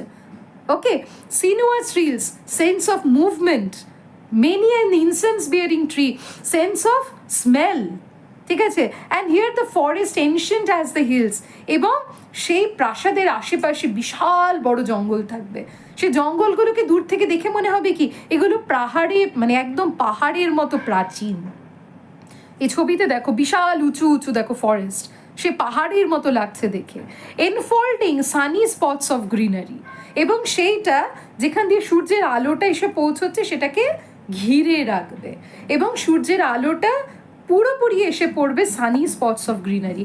এই যে অংশটা দেখতে পাচ্ছ, সানি স্পটস অফ গ্রিনারি, ঠিক আছে? তাহলে এই বাগানটা থাকবে কুবলা, তার মানে আরেকবার একটু রিভাইজ করে নিই, কুবলার প্লেজার ডোমটা তৈরি হবে যেটার এক পাশ দিয়ে বয়ে যাবে রিভার আলফ, ঠিক আছে? দ্য স্যাক্রেড রিভার, তার মানে স্যাক্রেড রিভার বলতে বোঝাচ্ছে কি the ideation, world of ideation, the blend of the sub, মানে যেখানে রয়েছে the subconscious thought, the world of ideation. এবং সেই প্যালেসের চারিপাশটাতে থাকবে কি একটা বাগান, যে বাগানে থাকবে ব্রাইট সমস্ত, যে বাগানটা হবে কি ব্রাইট উইথ সিনুয়াস রিলস, মেজি মোশনস অফ দ্য রিভার্স, ঠিক আছে?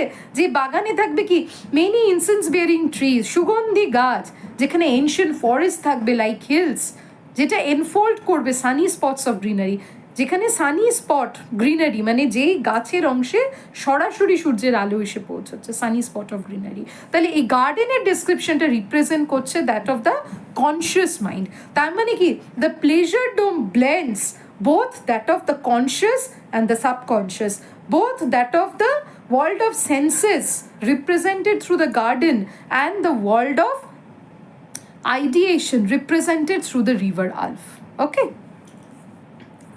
But oh, that deep romantic chasm, which slanted down the green hill athwart a cedar cover.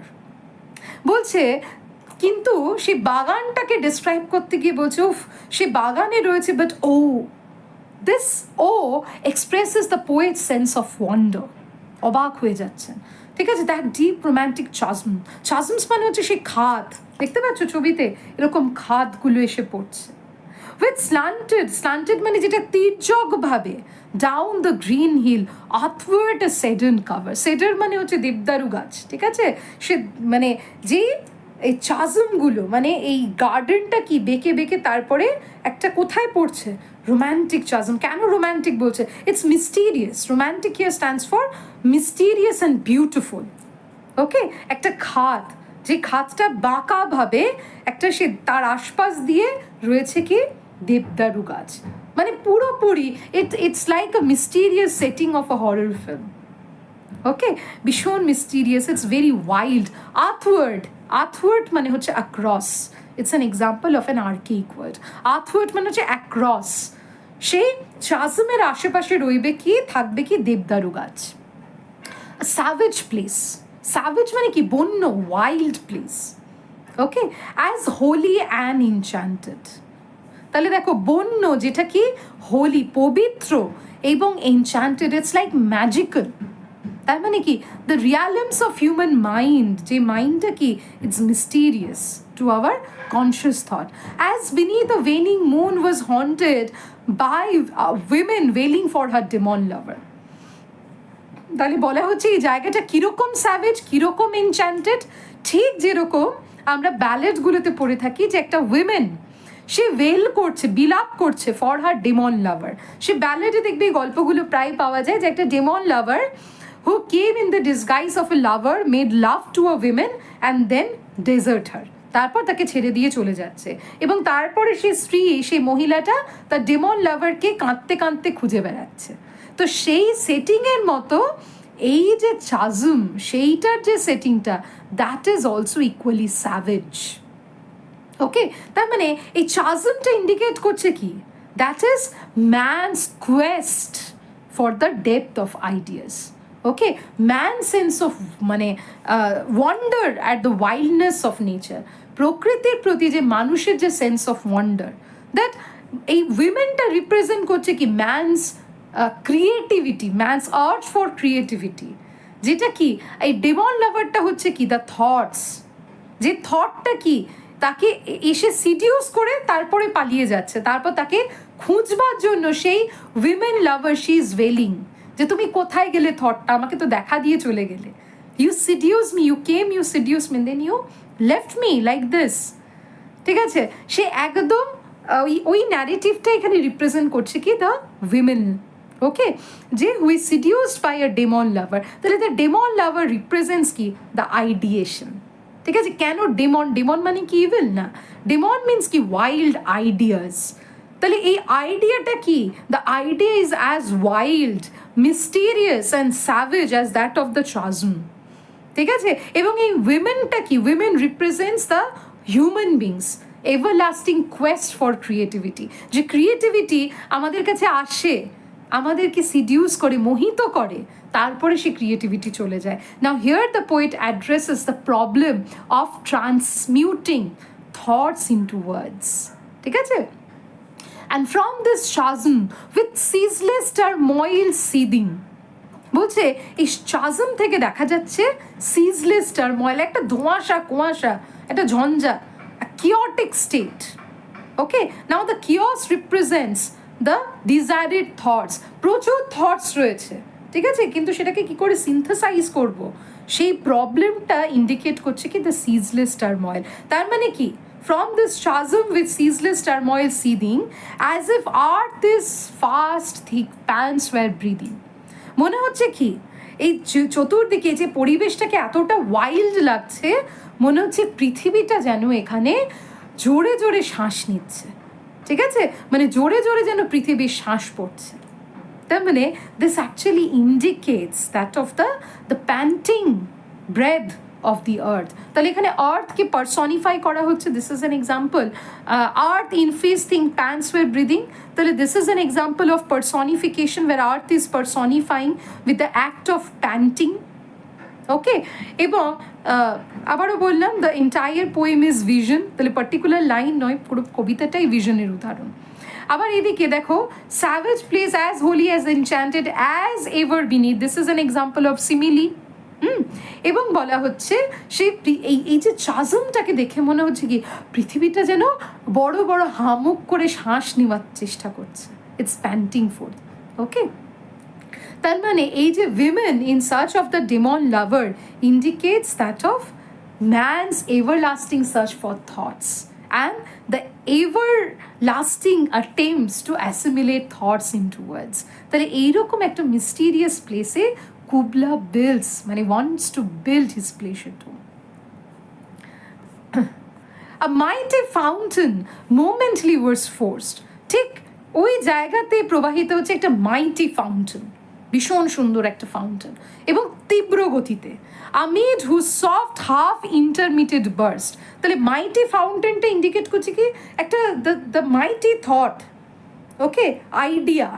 যে আইডিয়াটা কি হচ্ছে, amid whose swift, যেটার প্রবাহ, তীব্র প্রবাহের মধ্যে রয়েছে কি হাফ ইন্টারমিটেড বার্স্ট, যেটা কখনো চরম প্রবাহিত হচ্ছে কখনো থেমে যাচ্ছে। ইন্টারমিটেড মানে কি, that is the restrictions amid the spontaneity।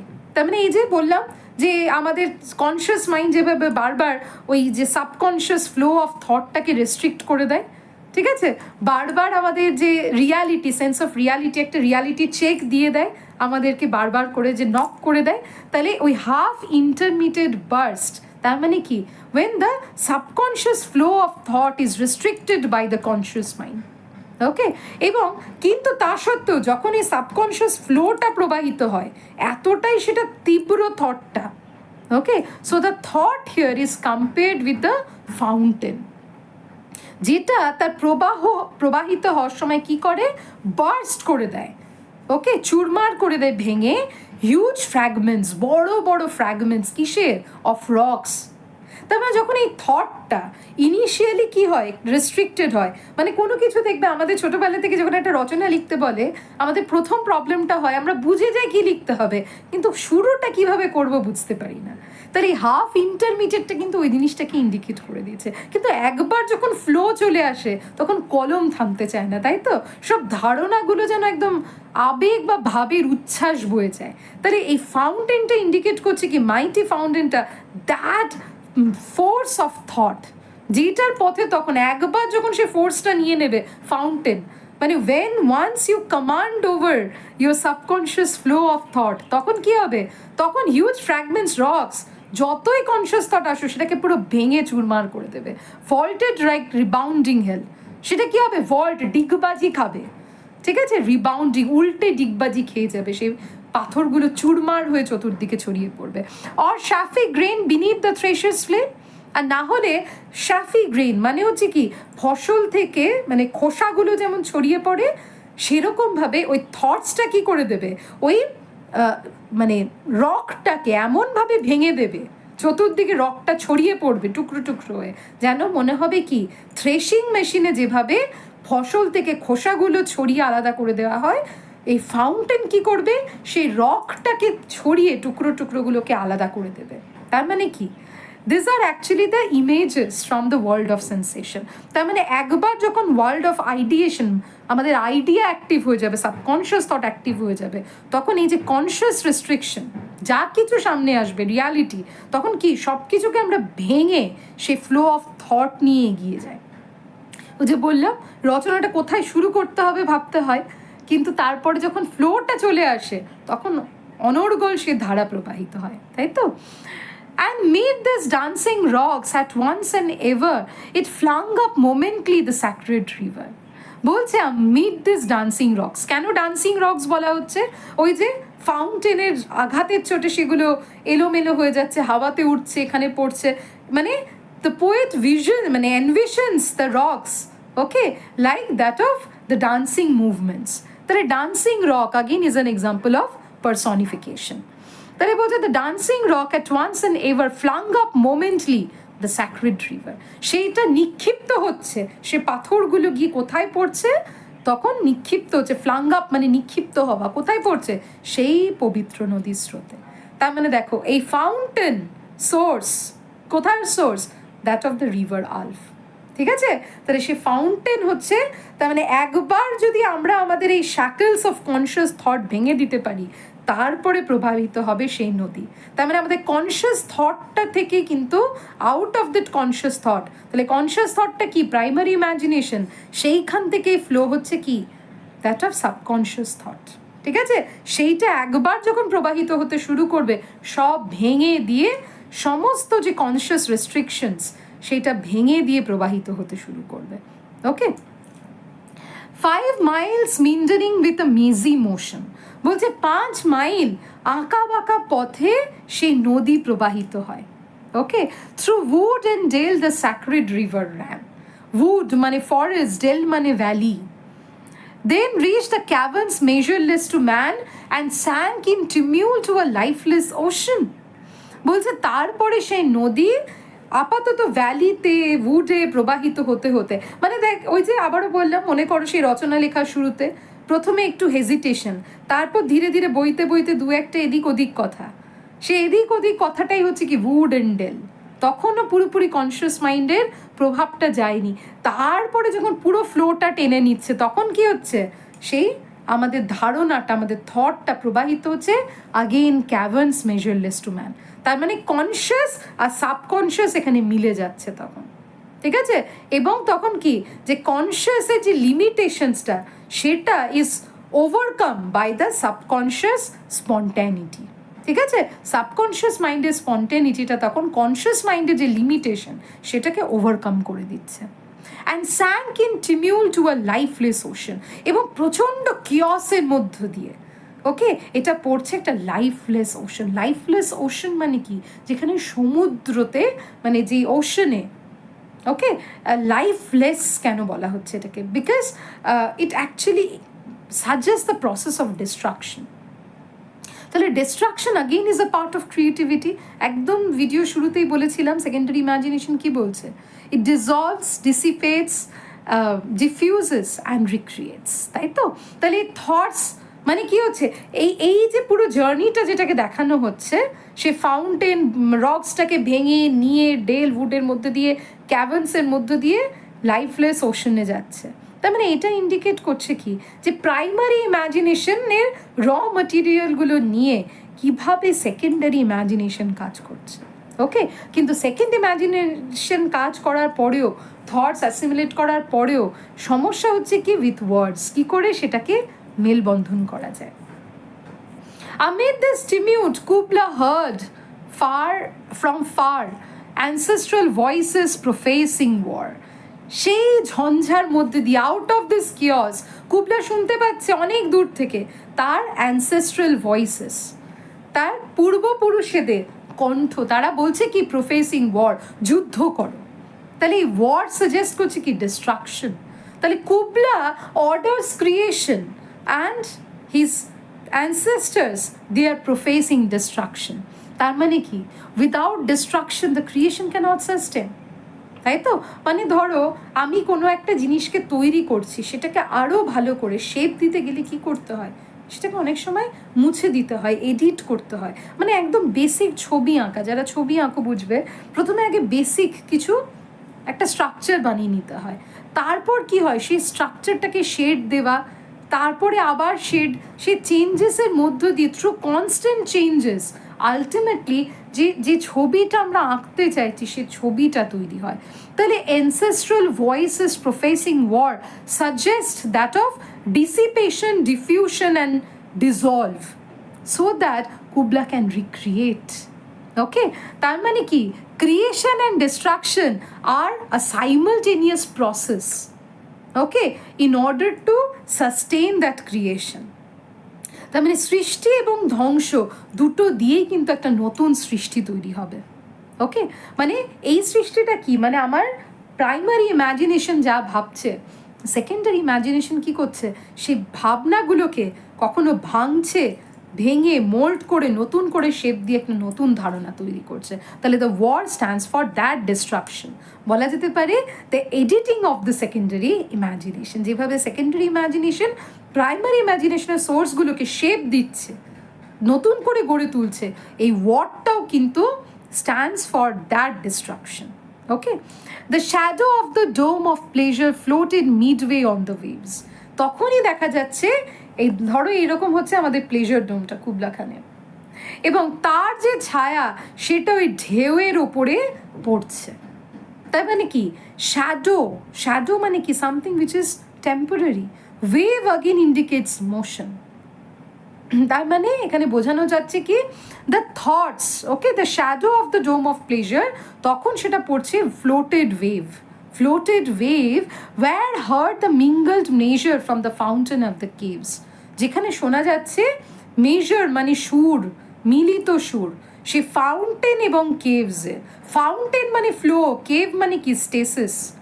তাহলে fountain indicates movement, cave indicates stasis. তাহলে এই সৃষ্টি আর স্থিতির মাঝে কি হয়ে যাচ্ছে, ওই প্লেজার ডোমটা, সেইটা তখন কি হচ্ছে, ওই কিয়স, কিয়স থেকে কি হয়, সেই বলে না কিয়স থেকে কসমস তৈরি হচ্ছে। তার মানে দ্য প্লেজার ডোমটা is in the process of creation. ঠিক আছে, তার মানে ওয়েভসটা ইন্ডিকেট করছে কি মোশন, আবার শ্যাডোটা ইন্ডিকেট করছে কি স্টেসিস। তাহলে এই স্টেসিস আর মোশন, সৃষ্টি আর স্থিতি, এই যে প্রলয়, এই প্রলয়ের মধ্য দিয়ে কিন্তু তৈরি হচ্ছে। তাহলে এই প্লেজার ডোম স্ট্যান্ডস ফর কি, pleasure domes actually contains both thoughts and words, ঠিক আছে, both idea and sensation, both imagination and reality, ঠিক আছে।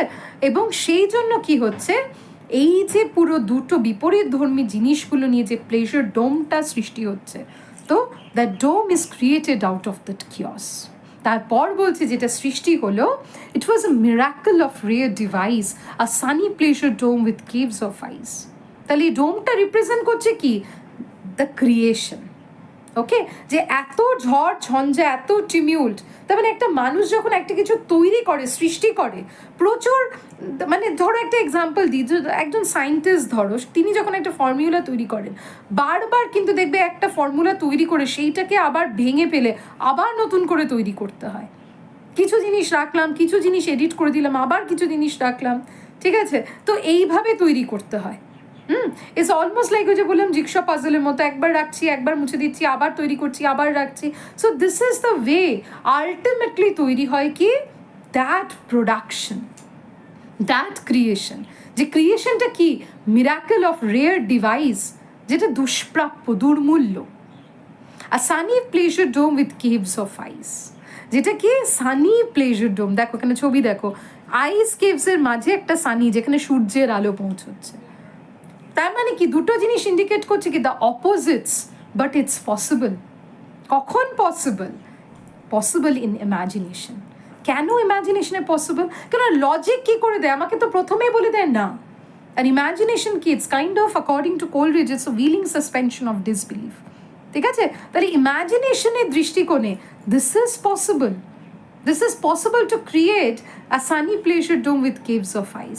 এই যে আমার ধারণাটা, সে ধারণাটা কি এতটাই বিপরীত ধর্মী, যেখানে ওয়ার্ল্ড অফ সেন্সেশন আর ওয়ার্ল্ড অফ আইডিয়েশন এক হয়ে যায়, যেখানে দাঁড়িয়ে থেকে কনসিয়াস আর সাবকনসিয়াস মিলে একটা সামগ্রিক সুন্দর একটা সৃষ্টি তৈরি করে। A damsel with a dulcimer in a vision once I saw. তাহলে বলছে আমি আমার ভিশনে একবার দেখেছিলাম a damsel with a dulcimer. কেন তিনি বলছেন damsel with a dulcimer? তাহলে what does the damsel stands for? দেখো এটা একটু বুঝে নিই আমরা এখানে, এবং তিনি কেন এখানে আবিসিনিয়ার কথা বলছেন আরেকবার চলে আসছি একটু। It was an Abyssinian maid and on her dulcimer she played. বলছে আমি আমার ভিশনে দেখেছিলাম একটা ড্যামসেল, ড্যামসেল মানে কি দ্যাট অফ আ মেড, ঠিক আছে, একটা অল্প বয়সী মেয়েকে দেখেছিলাম, যে আমার স্বপ্নে, যে কি মেয়েটা কে আবিসিনিয়ান মেড, মানে she is an Ethiopian maid. Okay, তাহলে Ethiopia indicates the pagan culture. বলছে যে কিনা আমার স্বপ্নের ডালসিমার বাজাচ্ছিল। Dulcimer is close to that of zither. Zither is a kind of musical instrument very much resemblant to that of dulcimer. তাহলে বলছে সে স্বপ্নে ডালসিমার বাজাচ্ছিল এবং সিঙ্গিং অফ আ মাউন্ট অবোরার গান গাইছিল। Could I revive within me her Symphony and song, আমি যদি একবার তার ওই সিম্ফনি অ্যান্ড সংটা আমার মধ্যে সৃষ্টি করতে পারি, to such a deep delight it would win me, that music loud and long, it would bid that dome in air, that sunny dome, those caves of ice. তার মানে এইখানে তিনি কোলরিজ প্রথমে বলে দিলেন ওই প্লেজার ডোমটা ক্রিয়েট কি করে হচ্ছে। তার মানে প্লেজার ডোমটা ক্রিয়েট করা অবধি অংশটা বোঝানো হচ্ছে যে কিভাবে প্রাইমারি ইম্যাজিনেশন থেকে সেকেন্ডারি ইম্যাজিনেশনে গিয়ে একটা থট তৈরি হয়, একটা ভাবনা তৈরি হয়।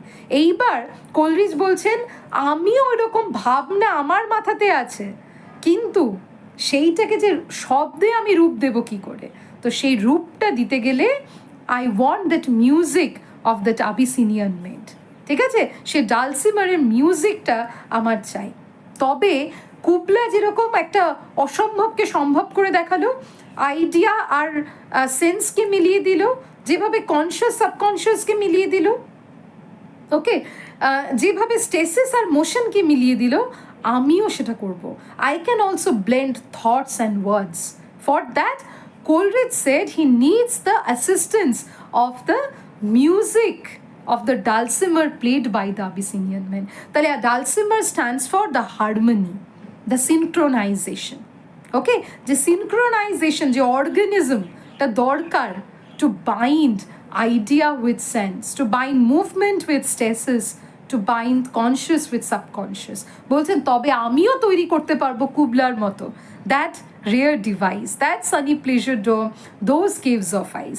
আমিও তখন সেই অসম্ভবকে সম্ভব করতে পারবো যেরকম কুবলা করেছে। তাহলে কুবলা হ্যাড এ কমান্ড। তাহলে প্রথমে দেখো এইটুকু ভালো করে বোঝো, তাহলে কুবলা প্লেজার ডোম তৈরি করতে পারছে কেন? According to Coleridge's vision, Kubla had a command. তাহলে Kublai Khan stands for power and command and authority. বলছে কুবলার সে ক্ষমতা রয়েছে, সে অথরিটি, পাওয়ার রয়েছে, যেটা দিয়ে Kubla can blend the opposing elements, ঠিক আছে, like that of sun and ice. Kubla can blend ideation and sensation. Kubla can blend that of conscious and subconscious. Kubla can blend that of movement and stasis.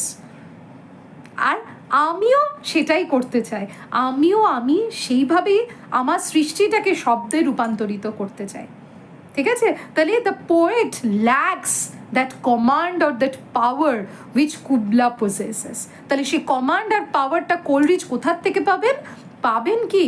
Through the music of dulcimer played by the Abyssinian maid, ঠিক আছে, তার থেকে তিনি পাবেন। কি করে পাবেন? তাহলে ডালসিমারের মধ্যে এমন কি আছে যেটা দিয়ে তিনি ওই ডালসিমারের মিউজিকটা শিখে নিলে কোলরিজের মধ্যেও সে কমান্ডটা তৈরি হবে। তাহলে এই ডালসিমার আর আবিসিনিয়ান মেডের মধ্যে একটা রহস্য আছে। Let's try to decode that. তাহলে দেখো আবিসিনিয়াতে একটা ট্রাইব রয়েছে, ঠিক আছে, যে ট্রাইবটার নাম হচ্ছে ট্রগ্লোডাইটস। সেই ট্রাইবটা is associated with mystical knowledge. মনে করা হয় this tribe of troglodytes are associated with mystical knowledge. This are all pagan beliefs. তাদের বেশ মিস্টিক্যাল নলেজ, মানে এই প্রকৃতির রহস্য সম্পর্কে ভালো ধারণা রয়েছে। And the troglodytes are believe to possess the fountain of San.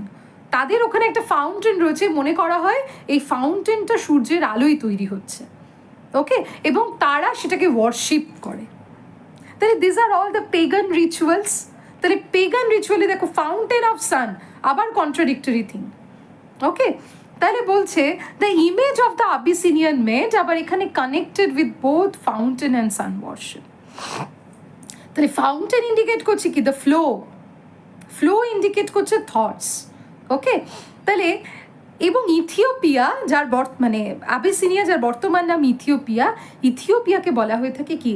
Paradise, the seat of paradise. আর বিবলিক্যাল পার্সপেক্টিভে উইজডম বা পোয়েটিক ইন্সপিরেশনকে পার্সনিফাই করা হয় অ্যাজ এ উইমেন, একটা নারী হিসেবে। যে নারী প্যারাডাইসের একটা কোনো গাছে বসে থাকে, এবং যে নারীকে তুলনা করা হয় কখনো একটা স্ট্রিমের সাথে, নদীর সাথে, যে নদী কি করে? একটা বাগানে জল দেওয়ার মতো সেখান দিয়ে প্রবাহিত হয়, তারপরে সেই নদীটা ধীরে ধীরে সমুদ্রে পরিণত হয়।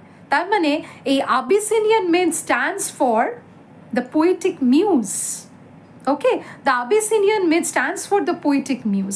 তাহলে আবিসিনিয়া where বা ইথিওপিয়া, যেখানে we can see that the pagan rituals are followed. pagan ritual মানে কি? Nature worship.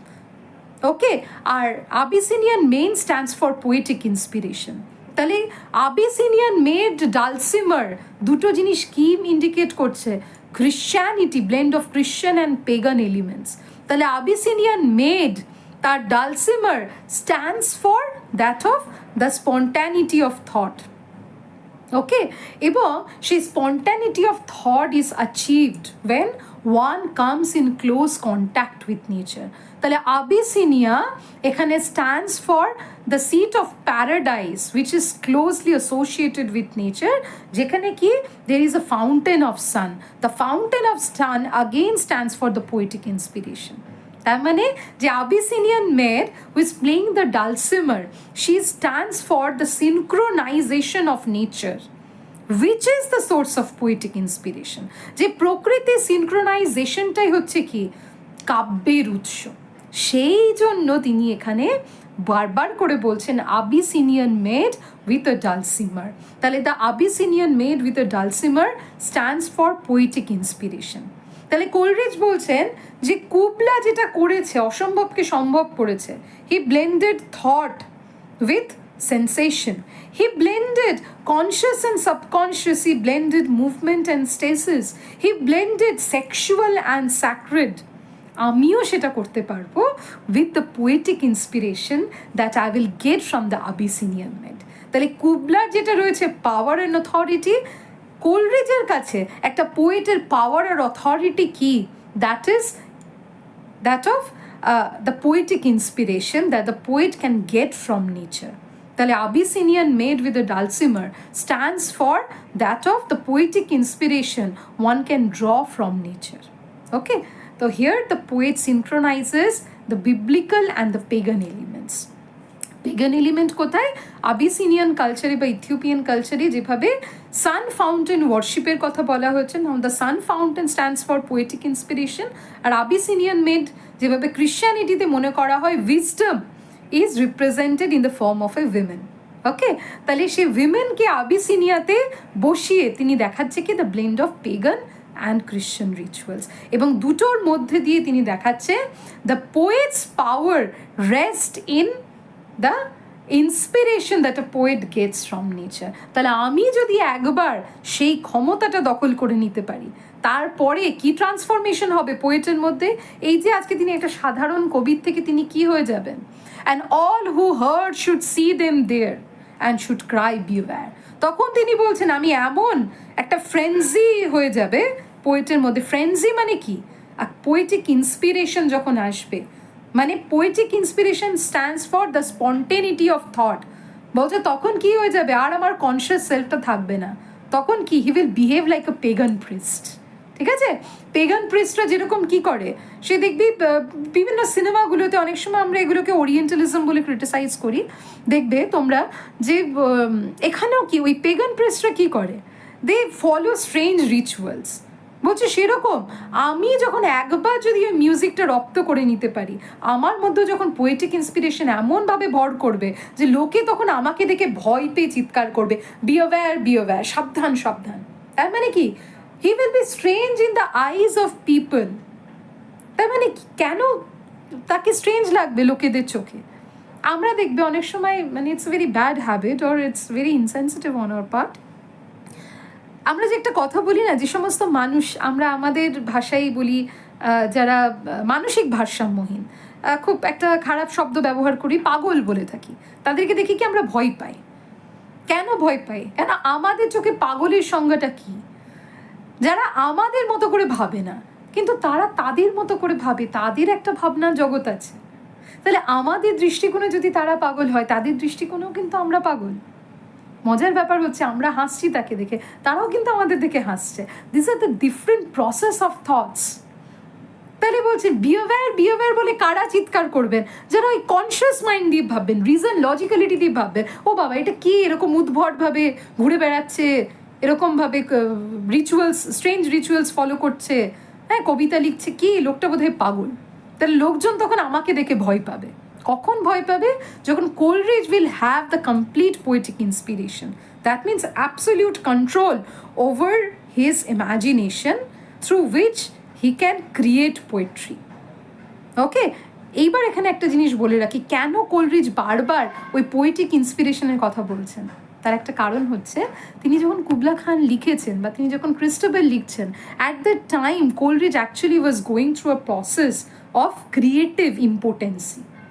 ঠিক আছে, অনেক সময় দেখবে বিভিন্ন যারা লেখক সাহিত্যিক তারা হয়, তাদের একটা পিরিয়ড অফ ইনঅ্যাক্টিভিটি থাকে, স্ট্রেসিস থাকে, অনেক সময় না ভালো লিখতে পারেন না। যে প্রবলেমটা নিয়ে আমাদের জনাথন সুইফটও একটা সময় ভুগেছিলেন। ঠিক আছে, কোলরিজেরও একটা পোয়েটিক ইম্পর্টেন্সি বা একটা পোয়েটিক স্টেসিস আসছে, তার মনে হচ্ছে আমি লিখতে পারছি না ঠিকঠাক করে। তোমরা ক্রিস্টোবেল পড়তে গিয়ে কিন্তু দেখতে পাবে যে পার্ট 1 আর পার্ট 2 এর মধ্যে কিন্তু বেশ কিছুটা মিল, এই অমিল রয়েছে। ঠিক আছে, বেশ কিছু জায়গা out of harmony, out of sync মনে হচ্ছে আমাদের ক্ষেত্রে। কিন্তু ওই যে তার মধ্যেকার এই যে একটা ক্রিয়েটিভ স্টেসিস তৈরি হয়েছে, সেইটাকে ওভারকাম করার জন্য কিন্তু তিনি কুবলা খান লিখছেন। তাহলে Kubla Khan is not only a poem, it's a doctrine of Coleridge, যেখানে তিনি বলছেন কীভাবে প্রাইমারি ইম্যাজিনেশন দিয়ে সেকেন্ডারি ইম্যাজিনেশনের পৌঁছে সেকেন্ডারি ইম্যাজিনেশনের মাধ্যমে একটা নতুন কিছু ক্রিয়েট করা যায়। এবং সেই জন্য প্রয়োজন কি? Poetic inspiration. দ্যাট মিনস যেখানে আমার র্যাশনালিটিকে আমি পুরোপুরি লক করে দিয়ে আমি পুরোপুরি ভাবের ঘুরে চলে যাব। এবং যখন আমি ভাবের ঘুরে চলে যাব, হয়তো আমার আশেপাশের লোকেদের কাছে আমি কি, আই উইল বি স্ট্রেঞ্জ, ওরা আমাকে দেখে হয়তো সাবধান সাবধান করে উঠবে। তাহলে be aware, this again stands for how Coleridge was getting distant from his near and dear friends. এখানে এটা ইন্ডিকেট করছে Coleridge's estrangement from that of Wordsworth, that from Charles Lamb. ঠিক আছে, সেই দূরত্বটাকেও হয়তো ইন্ডিকেট করছেন তিনি এখানে। বলছেন his flashing eyes is floating here, তখন লোকজন আমার দিকে তাকিয়ে দেখাবে, এই দেখো ফ্ল্যাশিং আইজ, ওর যে চোখগুলো দিয়ে আলো ঠিকরে বেরোচ্ছে, ফ্লোটিং হিয়ার, ওর যে চুলগুলো এলোমেলো, উইভ এ সার্কেল অ্যারাউন্ড হিম থ্রাইস, লোকজন আমার আশেপাশে তখন 3টে সার্কেল করে দেবে। তার মানে এটা কি? The evil force. ওকে, তাহলে বলা হয় লোকজন কি করে, সেই ব্যাড স্পিরিটদেররা যেন তাদের কাছে না আসে, সেজন্য কি এনসার্কেল করে দেয়, তাই তো? বলছে আমার দিকেও লোকেরা এনসার্কেল করে দেবে, তার মানে কি দে উইল এলিয়েনেট মি। ওকে, তার মানে when I will be completely in a state of poetic frenzy, তো this rational people will alienate me, তারা আমাকে আলাদা করে দেবে। and close your eyes with holy dread, এবং আমার এই যে পবিত্রতা, সে পবিত্রতাকে ড্রেড, তারা ভয় পাবে। তাহলে holy dread is an example of oxymoron. তাহলে বলছে আমার এই পবিত্রতাটাকে তখন তারা ভয় পাবে, ভয়ে চোখ বন্ধ করে দেবে, তারা নিতে পারবে না। ওকে, কেন নিতে পারবে না? Because then he will be absolutely in a state of frenzy. তাহলে অনেক সময় আমাদের লজিক্যাল মাইন্ডে এই যে আমরা বলি না ডিভাইন, বা এই যে আমরা ghost, this are all projection of our imagination, right? তাহলে লজিক্যালি আমরা এগুলো আশেপাশে দেখতে পাই না কেন?